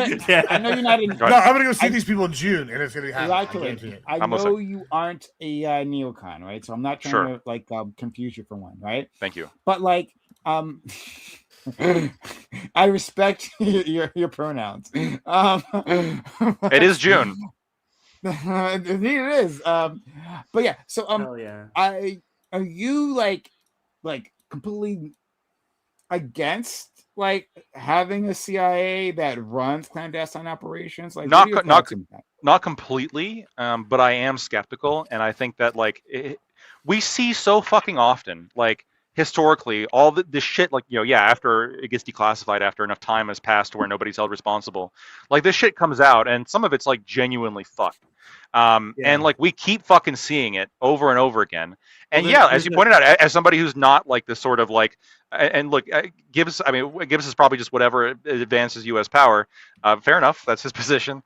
For me, some of that's just lines with pockets. To be fair, sure. But there is hold on. There is a survivorship bias here when it comes to the news because all of the successful CIA operations we don't care about and don't make headlines. Well, it is always a stealth mission. I'm listening. Was successful. There was a really great CIA operation by Biden under Bolsonaro where he specifically said that he targeted Bolsonaro and said that if he tries to overturn the election, then they're going to pull all the funding. And it was this big operation and it completely worked. It Bolsonaro, he wasn't able to overturn the election mostly because of U.S. interference with the CIA. And that shit just doesn't, no one cares about that. Yeah, technically, we got the people who assassinated Osama bin Laden. It was a little bit funny. They're SEALs, but because they're part of the military, we couldn't have them going into Pakistan as SEALs. So for that operation, they were fired and then hired at the CIA just for that operation, and then afterwards they went back to the SEALs. So that also happened. I'm not saying that it doesn't serve a purpose, which is why I said I'm not against it entirely. Sure. I by the very nature of what it is, I don't trust it. I think we consistently see incidents that are very disturbing, and they're gonna say we weren't involved in that, and then this shit comes out later. It's well, fuck yeah, you were involved in it a lot. You knew about it the whole time. You were involved in the gun smuggling. You were involved in the drug smuggling. You were involved in propping up XYZ dictator. You were involved in its massacre. All this shit behind the scenes. And I get it. Again, you have to defend to an extent your the country's geopolitical interest, right? I get that, but there comes a point. There is a line for me when it comes to that, and there also comes a point where I'm just very skeptical about what these people do, just based on what I've seen. Okay, all right. I wasn't sure. I guess. Yeah. Would you? And I'm sure you are too. I'm sure you see it. Like, yeah. I mean, I wouldn't if if somebody's if I find out that like the CIA is involved in an operation regarding me, I'm fucking terrified. These motherfuckers are the scariest people on the planet. Besides maybe Mossad, unironically, right? These two organizations are like the scariest motherfuckers on the planet. I do not want to be crossing these motherfuckers. Fucking holy shit. I dealt with the FBI a little bit during the shit, and it freaked me out. No, because of Charlie, because they had to interview scary me. People. Loki they were super chill, and they Loki it was nice, but it freaked me out just the idea of it. I thought. You don't want to be in like the FBI's like documents or or the CIA's worse. Like you really don't want to be in the CIA's documents. No, of course. You pointed out something interesting though a little bit before we get off this tangent, which is that these guys down here are now defending all these leftist tech bros that want to go climb up these mountains. They're okay with the billionaires, whatever. They're overseas. It's crazy how they're flip flopping. They're doing. We hate the rich, except when they're in Nepal. Boys, like that's great. They got to have convenient passports. I traveled the world, and I was not rich. Well, you're a tech bro, aren't you? Did you climb Everest? Cyber? Probably relatively rich. I fix computers, so that's like. I heard computers. Did you climb Everest or any of the other Malaysian mountains? No, I wouldn't risk my life for that bullshit. No. Oh, okay. Is that all? Is it risky at this point? Okay. All right. So, people die like every year. Right? Really? We abandoned Nepal. All right. We abandoned anyone who goes to Nepal. I thought it's just like everyone. But then we keep our embassies everywhere. I got some other countries on the list too. We can talk about. What about like Tahiti? Do we need an embassy in Tahiti? Just like we gotta just keep going random countries. I don't even know what country. Everyone shout out a random one. But here's the thing though. Like to give a little bit it gives and. To give a little bit of credit to the other side a little bit is when you look at the map, there doesn't actually seem to be like a rhyme or reason as to like the importance of the countries and whether or not they get an ambassador. So like China, who I think is like argued like a very important country to deal with, they have an ambassador, right? We have an ambassador to China. We don't have one for Russia, despite the fact that we're currently involved in what is essentially a proxy conflict. That's probably because they wouldn't want us there. We don't need to. That's kind of what I was asking earlier. I'm not sure that's the case.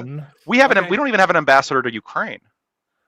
That is interesting. And we've given them fucking ridiculous buku money. Yeah. I do agree that is interesting. I might, and this is an idea. Who knows if this is right? It could be that it's just such an obvious military target that it's not worth it, and maybe we. No. It's not. No. Okay, it's not. Like How about Micronesia? Do we need an embassy in Micronesia? Yes.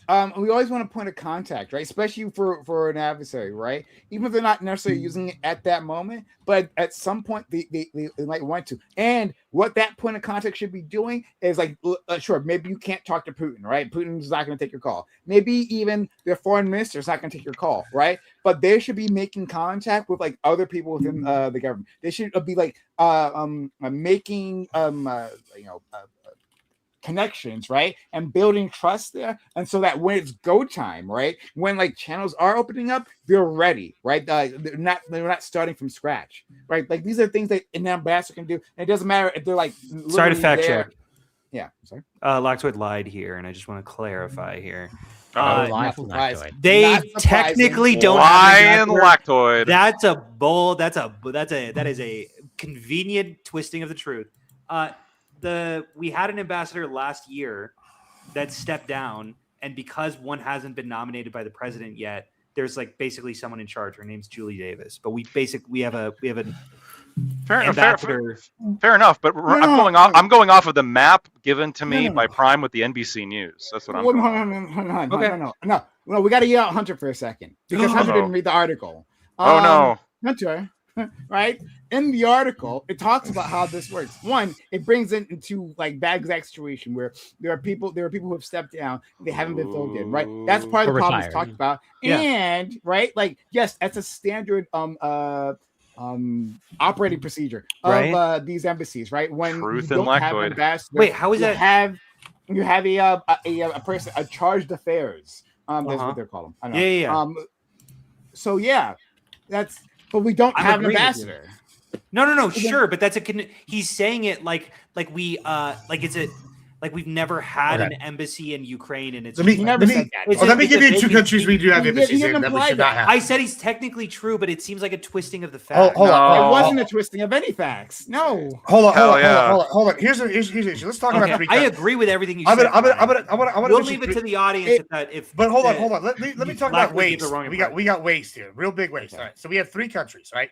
I'm gonna list one of them. One of them I'm gonna mispronounce this name immediately. It's the Republic of Kiribati. Okay?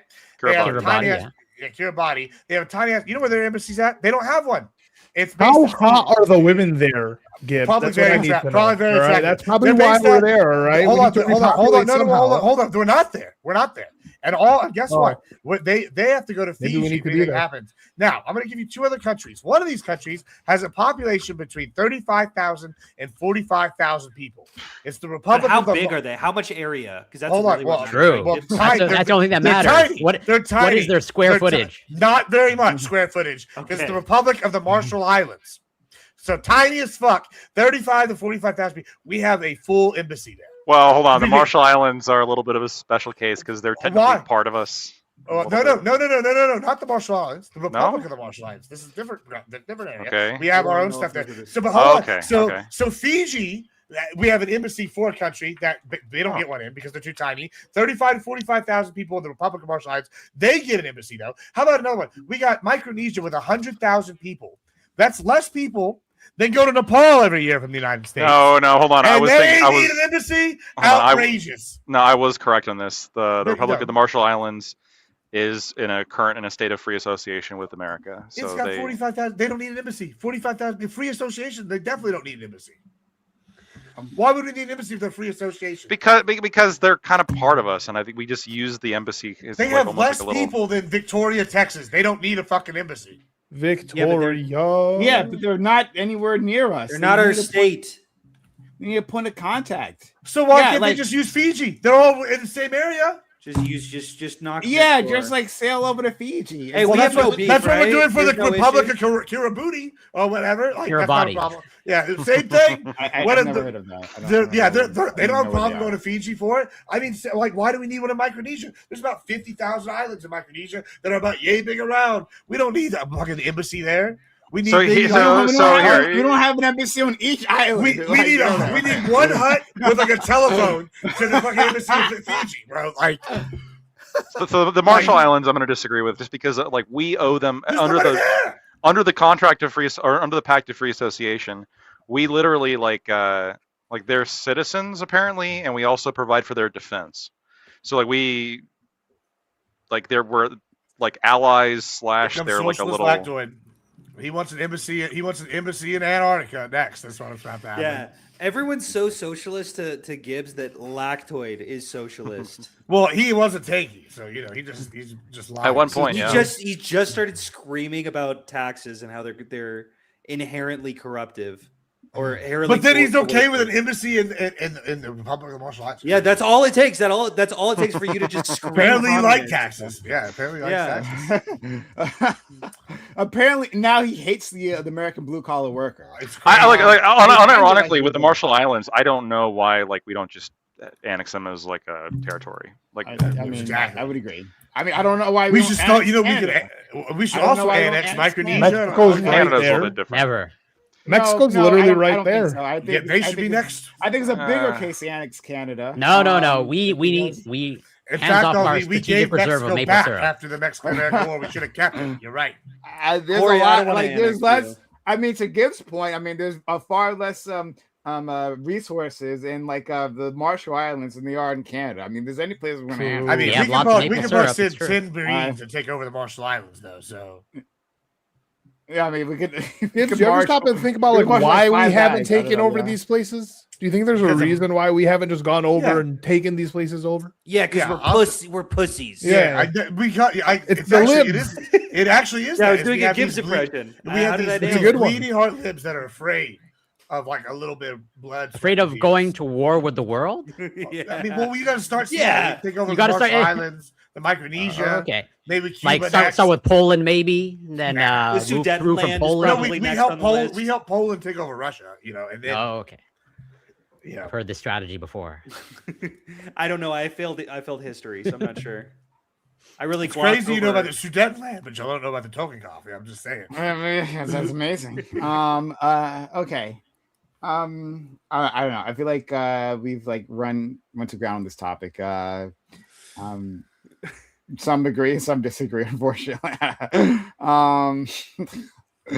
Yeah, I think that we absolutely need these points of contact. I think we lose a lot, and especially in hotspots. First of all, like in diplomatic hotspots, it's crazy that not only and the ambassador is actually the least of it, right? The ambassador, the thing about that position is that they are empowered, right, to be making more decisions and to like their words have weight, right? The weight of the U.S. government. But when we have a person who's just filling in, it's much harder for them to make these decisions and for people to have confidence that the U.S. government they speak for like the government in the same way, right? Like it creates diplomatic friction where there doesn't need wants to be there. I think it's weird we're even questioning like the idea of just having this foreign service. This is as the hegemon. Like I'm not sure how big everyone else's, like other countries, their diplomatic services are, right? I imagine most of the other countries have like embassies in the big nations, right? But I don't know if they're as comprehensive as the United States. The United States like feels like it's going to be or wants to pretend to be the nation in charge, right? To exert its power, right? Obviously, then you need to have points of contact in all these countries, right? Because the best type of power is the power that doesn't require billions of dollars, right, and some sort of troop deployment, lactoid, right? Yeah. This is how you save money. This is what our friend Hunter was saying previously, right? Like you save money by having these U.S. Embassies there, by having these diplomatic missions, right? So we can interface with these people and keep them on the American side, whatever that is, something that probably I disagree with any which way, but like keep them on the American side without deploying troops, right? Like this is the money saving tactic is to have the bomb. Go ahead. Or the bomb. Thank you. Wait, you prefer the bomb, Lactoid? No, as in like if I don't prefer the bomb. If your recommendations results in pretty much like the downgrade of the United States in like the global hegemon, like you're okay with that? Or less if China overtakes the United States in overall international presence, you're okay with that world? I mean, they already have overtaken us in many ways in international presence. But if it accelerates or if you expedite that process, it really depends. I'm not convinced that our lack of ambassadors is what's responsible. I think a large part of it has to do with. I agree, it's multivariable. Right, but I don't even think it's like necessarily like a significant factor. I think that the big factor here is going to be economic and international trade power. And I think it's also going to be. If only we had something to facilitate trade. In large part, just streamline the process and show that you care about this country. Yeah. In large part, but this is where you're going to lose me, right? Like in large part, I think that a big part of it is the fact that China's huge, just in terms of population. But I think that. And size and size too. But I think that the shit that we're getting ourselves into is actually through the CIA and through a lot of the shit that Democrats are supporting, I think is actually making things worse. I think that right now like the Iran war, with Ukraine. I think that we've pushed Russia into being a subordinate gas station satellite state to China. Immediately following 2022 and all of our sanctions, Russia's shifted their economy almost, like not entirely, but they've shifted it largely over to fueling China. They signed a new gas deal, a new oil deal almost immediately afterwards. And a lot of that shit's now going towards our main adversary. That was, in my opinion, a unforced error. So what should the response? What would you prefer as the response then? I don't disagree with your assessment, but then sure. I mean, I'm looking for ways to without what I think the current U.S. strategy is this sort of like Gibbsian, no disrespect, but it's sort of Gibbsian, like, we got the biggest dick, we're gonna smack it down, we're gonna be everywhere all at once, we're gonna bomb everywhere all at once if you don't if you don't play ball. If any of our boys get jumps, we're gonna fucking spend them. We're gonna send them as much money as they need. We're gonna send them all the rockets they need. We're gonna make we're gonna fucking save the whole world. Which there's a time and place for like stepping into international scenarios.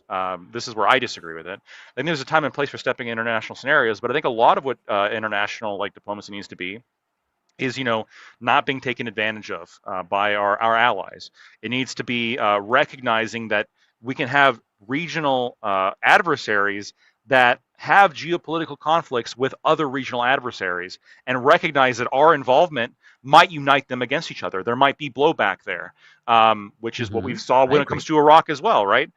So I think that sometimes doing less is more. And if we did less with Iraq, if we did less with Afghanistan, if we did less with Ukraine, I think we'd be in a better position all the way around. But wait, and Iran. Yeah, great example. Those has been against the Iran war. But like, I have been against the Iran war. Same idea. But we're advocating for a non-military presence and approach. Everything you mentioned, if I understood you correctly, like those are military approaches, and maybe the non-military approach of embassy and developing good relations might be the non-military better approach. I mean, it could be, which is why I said I'm not opposed to like these existing, or the CIA, even like the CIA, for example, existing generally. But I'm maybe more of both, right? Like scale back military approaches when it comes to like directly intervening, but also kind of like what Gibbs is saying. I think that there are certain countries where I don't think it makes much sense to have a tremendous, like putting a whole bunch of resources into having a diplomatic mission. There are other countries where I think we probably should. Let's say, for example, just as a hypothetical, I have no idea whether this can actually happen or not, but like, let's say your recommendation, as in like, it sounds like you want no United States presence in Namibia. Okay, correct. Let's say that happens. What is her obsession with this country? I'm just using language as example. But actually, I will try to make a direct, relevant relationship. And let's say if as a result of that, okay, because from what I understand, Namibia actually has large strategic reserves of rare earth minerals. And like, what if now it's like China's looking to mine some rare earth minerals, and so is the United States. And what if China has a presence, the United States doesn't? Like, do you see a potential issue there? Yeah, then we see Rwanda and then they take it over. This is the empirical question that I'm not convinced of. If you could convince me that having an ambassador to Namibia prevents that from happening, as opposed to like somebody in the administration working out a deal with Namibia separately, which is what the current approach has been under Marco Rubio, then I would agree with you. Then if it actually prevents China from getting the rare earth deals, then we probably should have an ambassador there. I'm just not convinced that that is the case. I'm just not convinced that these things actually... That's why I said it's hypothetical, and I understand. I'm going to extend a little bit further. But let's say now, okay, we actually take these steps and like we demolish our U.S. embassy, I think that sends... Which I've never been in favor of, just to be clear. Okay, or whatever, we abandon it. Like, do you not think that sends the, I've not been in favor of abandoning the embassy either. That was Gibbs's position.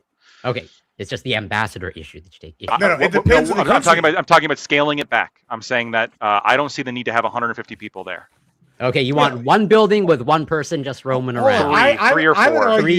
Two janitors. Yeah, he has to have a friend, right? You don't want him to get lonely. I would argue. Hold on. I would argue though that I actually have a different take like here. Like I think Namibia, whatever, we can have an embassy there. That's fine. In fact, I would argue we probably need more embassies in certain African countries than we do in Nepal or fucking the Micronesia or fucking like all sorts of these little tiny countries. We don't need those embassies. However, we might need them where we're pulling out people of Africa. We're trying to like shrink our presence, and we're like allowing Rwanda to pick up our defense contracts and French contracts. That's maybe where we should have an embassy, is where we have a country that we're pimping out to be our PMC. That's maybe where we should have an embassy instead of, Nepal, where it's just a bunch of rich, uppity fucks that everybody hates anyway, going over there and then dying on a mountain. And then there's a diplomatic incident. Yeah, but there are rich, uppity fucks, right? There's an issue, right? There's an issue. You don't want your richest people. If it's true that our richest people or our tech bros and so on and so forth are going to Nepal and dying, well, we probably should protect our richest people. No, it's good. It's a job opening at that tech bro company, and when military guy. It's but it's a lot of ideas. It's the mind. It's the mind we're concerned with here. Insurance claims good for the economy, and it's probably a liberal dying, so it's all good around, all around. Oh, yeah. Are tech bros liberals? I have no idea. I'm just lying. Right now. Tech bros are overwhelmingly liberals. Yeah, they're from San Francisco. In a classical libertarians. Yeah, like not most at least of them. the ones in charge. They're actually shitty are. NIMBYs. So Elon who Musk cares? Fuck and 'em. That's true. Okay, those particular tech bros, but I'm talking about the like ones in charge. the run-of-the-mill beanie The wearing fucking. You know what I'm saying? I don't know. The ones ones that who say wear baristas? plaid and a beanie and yet for like Okay, sell I'm themselves sorry, like they're some kind of blue collar I'm worker. sure but you have an idea of these people in your head. That, I do. That like you've got. I know do. one of them off the top of my head. Right? I'm sure you have Yeah. something. They're all the stereotype in same. your head. They're all the same. You can copy and paste them. You never miss them. I guess. Okay. All They right. trigger my Well, threat response whenever I see one. I know them. I can cortisol smell levels just spike. cortisol levels. Okay. Exactly. All right, why don't we like I think we like reached the end of this topic. All right. Thanks guys for engaging in it. I really appreciate you all. I have a legal question for Lactoid. I gotta ask him in a second. Don't let me forget that. I have a legal question. I was actually going to use this as a pre-discussion if but I forgot about it. All right, anyway. But anyway, guys, if you and gals out there, if you've enjoyed this stream so far, consider supporting the channel by following the channel or oh yeah, that does it, or just like giving money in some sort of way. That'd be helpful. But yeah, I appreciate you. Follow us on Twitch, Click, and YouTube. We'll give an outro to all these amazing individuals and go from there. Lactoid, I'll give you my question. Go ahead. All right. So, okay. So if a criminal tells me that, or in this case, a future criminal, if they're going to rob a bank and I don't do anything, does that make me an accessory?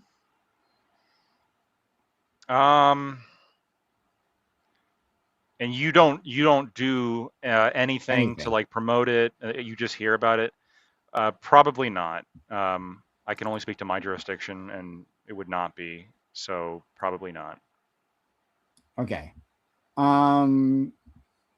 What if I don't know what they're going to do? Because I've heard this example before. That I don't know what they're going to do, but they end up like using my car. It's like, hey, Prime, I want to like I gotta go out and And run. you could.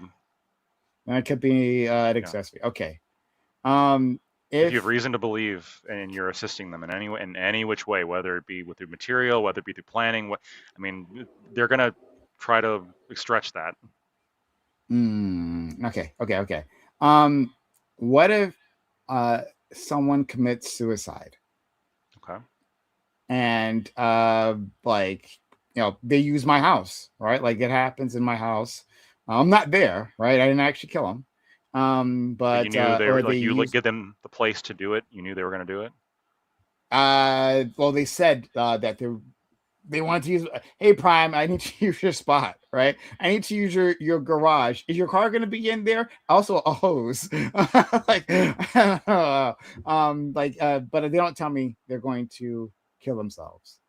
Oh, yeah. If you have no reason to believe they're going to do it, and they just ask to like use your spot, no, I don't think you're going to get in trouble. Okay. But if you have reason, if you have reason to believe that they're going to do it, if they say I want to use your garage for suicide, then you might be. Yeah, then there might be an issue. But if they just say like, "Can I just hang out at your place?" and then they like come over to your place and do a crime without you knowing, I can't see why you'd be held responsible for that. You didn't do anything. Okay. All right. I guess the answer is that then. What's this in relation to? Literally nothing. Okay. Exactly what I just said. Usually I have a deeper meaning to these things. I don't have one this time. But, you have to accomplish something, you have to further it somehow. There needs to be some kind of furtherance materially. And so if you don't know about it, you literally don't do anything, you're just like you're just minding your business, then no, you're not going to be held responsible. You got to be a little bit careful though, because there also is a concept of accessory after the fact, and that's if you in any which way like help somebody cover it up, or and that can be construed pretty liberally as well. So yeah. Good to know. Don't cover up the suicide. I won't cover up the suicide or the bank robbery. Bank robbery, yeah. Thank you for that. Lactoid, outro. I'm Lactoid. You can find me at Lactoid TV on Twitch, Twitter, and YouTube. There was a question that I didn't get a chance to answer that a hunter asked when he was stepping away. And I don't know if he knew that I heard it, but I did hear it, but we moved on. But I'm just thinking about it now. He asked me, this is a question that's frequently asked of me on this channel, which is like, what's it going to take for you to change your mind and to vote for the good old Democrats, right? What's it going to take? And look, for me, just to end on a note here, just explain myself is when the Dems treat court packing as a pariah, which it seems like they're getting more on board with that language now, Hell yeah. then I could potentially look towards supporting them. When the Dems don't put up somebody who legalized abortion all the way up until the day of birth, then perhaps I could potentially consider voting for them one day. If they aren't focused on banning assault-style weapons based entirely on the look of the gun that is not used in crime to any kind of substantive degree, if they just kind of stop, tone down on that rhetoric, well, then maybe I can consider voting for them. I don't know. I just feel like on those substantive metrics, the gun thing's been around for a long time, but especially on the court packing and the abortion question, I think that the Dems have gone much further and become much more extreme than people are recognizing, which I think is a problem. So yeah, you can point to terrible things I think that Trump is doing. I've been vocal about the Massey shit, for example. I thought that was fucked. I said both before the election that I supported Massey, and I wish that he would have won. It was not the outcome that I wanted. Massey would have been better. But you got to look at who they're up against. And I'm just sort of been, I know Prime's going to hate this, but I've sort of been indoctrinated into the cult of the lesser of two evils a little bit. And that's kind of how I'm operating. So okay. So for me, I don't need you to vote blue, right? Actually, I don't really need you in my coalition at all. I don't want you exerting power. This is why you lose, Prime. So stay out, right? No, what I want, I do. I mean, you can come in, it's fine, right? But like, that's not like the goal. When I think this up, I never constructed as what it is. What will it take for you to vote blue, right? You're a libertarian, right? And you have libertarian values, right? And you strongly believe in them, right? And there's nothing wrong with that. There is wrong with that. There is for sure something wrong with that.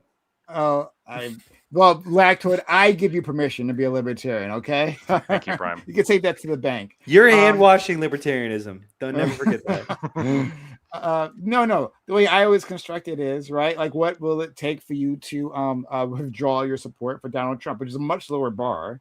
And still, right? You support him despite disaster after disaster that you recognize, right? Despite like him going against his campaign promises. And instead, what you do is you set a goalpost way out there in a field that no one else is playing on, right? Like you say, well, as long as he doesn't pack the courts. Well, he doesn't talk about packing the courts. He doesn't talk about anything. Like that's like not really in like the zeitgeist, right? But you set it to this bar that like literally doesn't matter. But the things are happening, right? Oh, it matters now. The corruption that's happening at this very moment. It does make matter, right? And Lacta pretends that he's answered the question, right? That like, oh, this is my criteria, but it doesn't take into account to what's actually happening. So you have massive corruption that can happen right in front of Lactoid. It says, well, are the courts not packed? Well, I guess it must be fine. Right? True. It doesn't actually engage in the things that are actually happening. Hey, like these are the violations, the things that you supposedly are going against your values, right? But he doesn't engage with any of that. As long, but the courts are fine. There's still 9. I'll take bullets over nukes. Okay. Thank you. For that, Lactoid. I appreciate you. I didn't want to end. Oh, sorry. I want to say something nice about that. I don't want to end with me yelling at Lactoid. Lactoid. Well, we didn't get our outros. Well, Gibson's got to go. You can yell at him too. I'm sure he'll say something. I'm more forgiving of Gibbs. Because he's too You're stupid. forgiving, more forgiving of Gibbs. I I would yeah, say he's the most honest. Gibbs is the most. No, honest. he's not. No, he's not. You, Yeah, he is. you are He insane. he Ollie. No. believes the things he believes the things he says. That's No, that's he that's does what I not. consider honest. In that He he doesn't believe believes- anything. No, Well, he he only does believes that not. whatever it is that serves his advantage in pocketbook. That's it. Correct. I like. Oh, but lactose. it's the I like classic Dr. Donald Who's good Trump guy. thing where it's like, well, he's lying, but at least he admits that he lies. Yeah, true. So it's Yes. like, oh shit. I'm not all gonna. right. I haven't seen That's Gibbs lie. respectable. I've seen Gibbs be wrong. I haven't seen Gibbs lie. I've seen Gibbs. Hitler never did anything to me, so it's okay. No. I said I've never seen him. Not whether it be to me or not. That has no question. I'm just saying he believes the things he says. I appreciate that. Other than that, I'll take someone at their word. Lactoid's cool. We like Lactoid. Let's go to our friend Gibbs. You're muted, bud. No, this is perfect. This should be his outro. Actually. I like him better this way. Yeah. I think his whole headset is dead.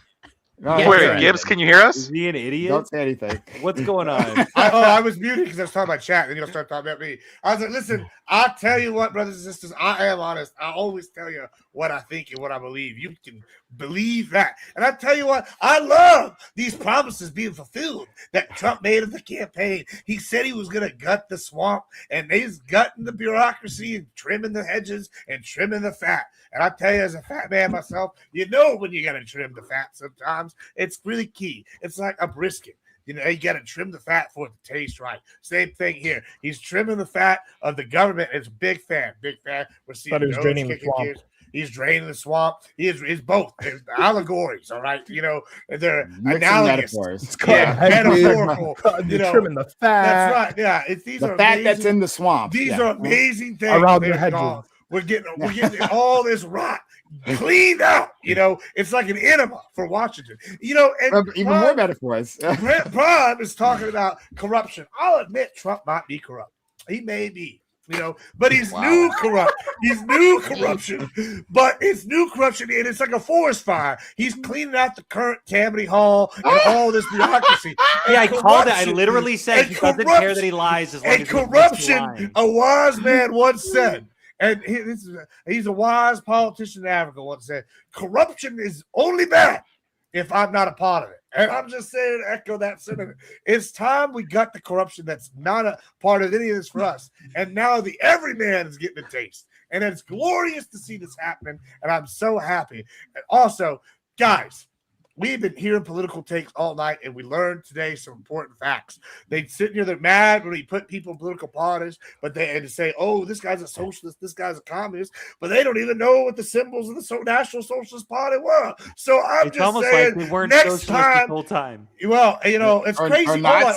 Hold on. Let me just use this argument they're making. They say these are the same people that trust the SPLC. They know what white supremacy is, but then they don't even know what these white supremacy symbols are. Somehow they know enough Latin to know. How's They that know enough. contradictory? Somehow they know enough Latin to know Deus Volt is a Crusader thing, but they don't know what a Totenkopf is. It's crazy. They know what the Lightning bolts meant, but they don't know about the Totenkopf. We call this willful ignorance. It's a lie. I don't believe this shit at all. Don't shake your head, Lactoid. I'm This is not saying the way that it is is legal. shenanigans. To be fair- Y'all are sitting here telling me these crazy things. And if there was a Preach, Republican- brother Gibbs. if there was Preach. one, I have to tell you, if we've had one Republican with a Totenkopf, we would never hear the end about how we elected a fascist Nazi to power. But no, since he's Grand Platinum, we hear things from dishonest Dim down here at the bottom, Hunter Kozak, vote blue no matter who, and it's Hell okay. yeah, At brother. least Prime knows that he's not going to get in bed with Satan, and he would rather lose than sell his morals down the river. Unlike some people like Counterpoints who will sell his morals down the river for 2 shillings. I'm just saying, it's bad. All right, and y'all knew I was going to get an insult in after I've been gone for 3 weeks on that motherfucker. Ha ha. All right, and that's all I have to say. If you like what I have to say, and you find me on Admiral Gibbs everywhere, we're going to be doing some wild stuff the next couple of days. Tomorrow if y'all like Command and Conquer, we're going to be doing something I think is actually relevant. I watched the opening and they were talking about the mainstream media. It's crazy that something in 2007 talking about the Brotherhood of Nod is talking the same kind of lingo that we're talking today. Crazy stuff. Remember Kane, all right? Or they're like imitating a fascist government, and they're like always talking about like trying to undermine the media. They're religious theocracy. So I guess same thing. Yeah. Okay. Well, I've never had a brisket before. I've never had a. It's amazing. You should try it. You should. Wait, hold on. That's fascinating. That it's all right, but overrated. You're watching a You're video gay. about a religious theocracy and it's using Trump lingo, and you're like, "Holy shit, this is awesome." Hold on, Kane is pretty badass. First of all, Okay, great. I You mean, agree with me. Kane was right. Oh, wait, you do have a master's or doctorate in divinity, right? So this is your preaching skill. And metaphysics. And metaphysics, yeah. Whoa, I thought it was just philosophy, metaphysics in particular. I think he means his doctorate is metaphysical. No. That's No. They're behind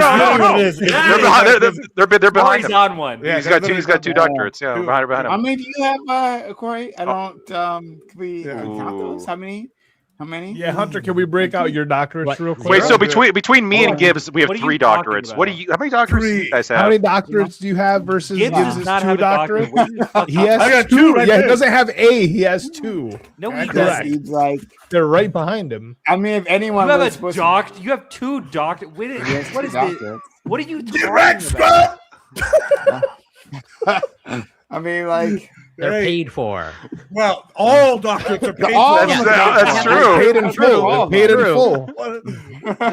I don't know what this Exactly. bullshit is, but I know he doesn't have 2 doctorates. They're right there. You can see them. Look. He does. Hold on. He willingly lies all the time. I've never once lied. Okay. Hunter. Bring him down, show your Hold on. name, Gibbsy. I don't lie, Hunter. I will tell you very directly.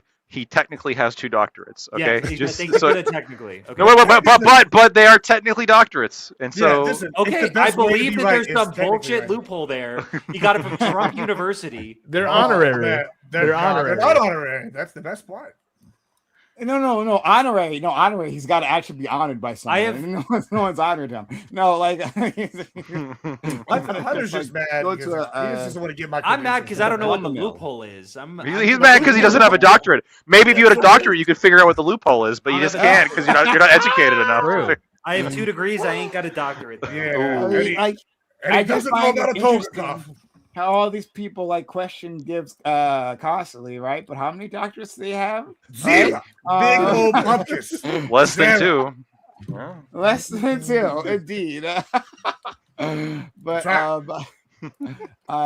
thank you, Gibbs, and also thank you for admitting that Trump is corrupt. Like, let's hold on to that one. They're all Right? Let's corrupt. never forget that one. Okay, Exactly. They're all corrupt, he'll be but using that in Trump the future. says that he's corrupt, He's which makes new him the corrupt. least corrupt. No, he's Yeah, new he's the corruption. least corrupt. And in fact, He's the corruption is outsider good when he corruption. does it. He's just been corrupt for I the don't think shortest it's amount good. of time. No. His It's Ollie, Ollie, outsider not be corruption. fucking bought in by this His stupid ass corruption argument. is a No, purifying corrupt. We get corruption. outsider corruption gutting the current established status quo. That's what we need. We need outsiders gutting the status quo. It's like a double Okay. cross. He's double corrupt. That's right. He's corrupt against it. He's like You Dexter. understand this is every MAGA argument, right? That like Yes. he knows the Mhm. system, which is he knows how to play against. He's it. Okay. Dexter. Trump Yeah, is just Dexter. That's all he it's is. like two Trust left, the two plan. lefts. 2 lefts don't make a right, but 3 do. The concept of a plan. Damn. Plus the concept. All you got to do The is trust concepts of the concept, plan are Hunter. part of the greater plan. Okay. People Trust bash the concept. People bash that take all the time. I actually think that was a good quote. Jesus Because is my it's savior, it's- Trump is my that president. that means he's able to adapt on the fly. You know how many people we know just winging things? That's the way to do it. Really, is you have a few variable options, concepts. And by the way, if it wasn't a scam, I genuinely would like the Trump phone would be interesting to have. I actually kind of want to order that. If it wasn't one of his many scams, I mean, I wasn't one of his many scams. I bought a Trump coin just to say I have one. Oh, Yeah, also yeah, very yeah. unfortunately, I got my passport Yeah. renewed before Trump's going to be on there. I mainly Very did for unfortunate. That reaction right there. I actually have a friend who is like he just got his passport renewed, but he's going to go in and get it renewed because What the a Trump. cuck. What a cuck. Tell your friend I personally Bro. said that he's like a cuck. No. He's doing it because he thinks it'll just be funny to be able to He's like. doing it as a little joke. It's a little joke, like, yeah. It's a little, It's a little Yeah. tee-hee. Well, It's a little tee-hee. That wasn't a bad voice, actually. Trump voice. That was pretty good. Little There's bean. a way to honor his president. Let's go to our friend Corey, who's been struggling to follow along with Gibbs's words with the True. 0 doctorates, right? Gibbs, like His if you could language is just way be- too complex for my brain. If you could just be like a homie, next time talk slower with smaller I'll words try to for our friend enunciate. Corey. Who just I do want to double Global check something, education. Prime. On that note, can you point to me one more time? Oh my god! Oh no! Is it work? Is it fucked up again? Well, I didn't even make any changes. If only you had just one doctorate, you could figure it out of where to... It came back. Okay, all right. Now I switched it again. Hold on. So Corey is here now. Okay, You got me. You got me. You got your doctor right in time. Can I ask real quick? Sorry, real quick. What do you guys think, Corey? I want you to address this in your opening. What I know left wingers are like historically known to be like have more higher education, have more degrees. But on this panel, the right wingers do. Could, like elaborate on that one a little bit. Hold on. I'm gonna answer that with a point. I don't have 2 doctorates, okay? But you know what I do have? Less than 2 doctorates. A lack of knowledge. I do of have history? the fact A lack that of when doctorates. I do have the fact that when I say I have 2 doctorates, at least it's believable. It doesn't matter if it's believable. They're above my head. Every You single see them. person went, okay, wait, obviously there's some bullshit there. There's got to be some loophole there. And yeah. I could. The loopholes, I have them and you don't. That's Yeah, I guess so. it's a pretty big loophole. Sorry about that. Let's go. So I can attempt to address the question where I do find it interesting. So let's say your doctorate, Gibbs. What are they in again? That'd be divinity and metaphysics. Yeah. So useless doctorates. According to the right, those are useless. Like equivalent to DEI, basket weaving, right? DEI. That's I how he think- knows. I That's think how I'm he the knows. only one. doctorate. I'm the only one with a real degree. Okay, anyone else here have a STEM degree? Hey, I have a degree Yeah. in. Oh, I do. Well, sorry, I'm math education. And we see how that's paying off. That you math, I got a STEM math degree. education. I got a STEM in information sciences. You can teach it, but you can't do it. That's how it works. Yeah. I also have a I degree. got in Do we law count? Do we and count law. minor? Or do we count like minors with that or no? No, we can see that they No. neither major nor minored in history. gotta have a That's what we need bachelor's. to go over right now. To have a degree. So I feel like degrees arguably, don't the count. liberals. Well, hold have on. the Political more science. I have a There's poli science sci in the degree name. with 3 certificates from the Bush Yeah, President's our Library and a degrees minor in actually history. matter. So, yeah, I got that. Our higher level degrees actually matter. Yep, we're job creators. But yeah, as always, it's been Debatable. entertaining for a variety of reasons. Some good, some not so good. You can find me on Twitch, Corey Campbell 84, Twitter, X, YouTube, Instagram, Substack, TikTok. It's Corey Campbell. Hunter, Ali, Gibbs, Lockroyd. Always a pleasure. Love you, Brian. Yes, despite He all didn't say everything love I've you said to about us, you. though. Pardon me? He didn't say I love you. He didn't say I Corey. love you to me. Jury's still out on you. Fuck! Nobody likes Let's- Mossad. Let's I just go. need to get When you can recognize my That's face, what it then is. I'll love you. That was a 3-hour callback. I gotta respect those. Let's go to our good friend Ali. So You didn't I read the have article. I have no degrees. Somehow the most correct on the panel. Loser! Hey, listen, I'll be a loser if I'm still the most correct on the panel every single time. But yeah, Prime, thanks for having me. Mondays are always my favorites. As always, boys, it was a pleasure. Free Palestine, free Lebanon. Get these people the Free fuck out of my Palestine, free country. Lebanon. Get these people the Absolutely. fuck out of my country. Final thoughts on Grant Planner, Ali. Did he get that tattoo knowingly, or did he just happen? to Oh get yeah, that? I think he was in the military. I think he was a a shithead. He got a tattoo. He didn't cover it up. I'm assuming cover ups are kind of expensive, or he didn't feel like doing it. Whatever the fuck the reasoning is, decided to run for Senate, which I think is dumb. If you're gonna have a tattoo and have a kind of like a history like that, and you're gonna do the whole you're not a good person you're not electable, right? If the whole time we were talking about like Kamala and like should Arabs and Muslims and blah blah blah vote for Kamala? It's like, well, did she earn their vote? And it's like, well, if I do, I have to turn around and look at Jewish people in Maine and be like, well, I don't know if this guy earned your vote, right? Like, so I wouldn't really hold no flame for people who didn't vote for him. I think it makes sense. I understand that everyone's on a blue no matter who to get the House and Senate, but I think the blue no matter who thing is bullshit if you don't vote for people who support your principles. There you go. That's a man of good principles right there. Thank you for that's a man with no pragmatism right there. Performative pragmatism means nothing. It's the death of your fucking country. Performative pragmatism. It's actually a banger line. Performative pragmatism means nothing. Performative pragmatism is just an oxymoron.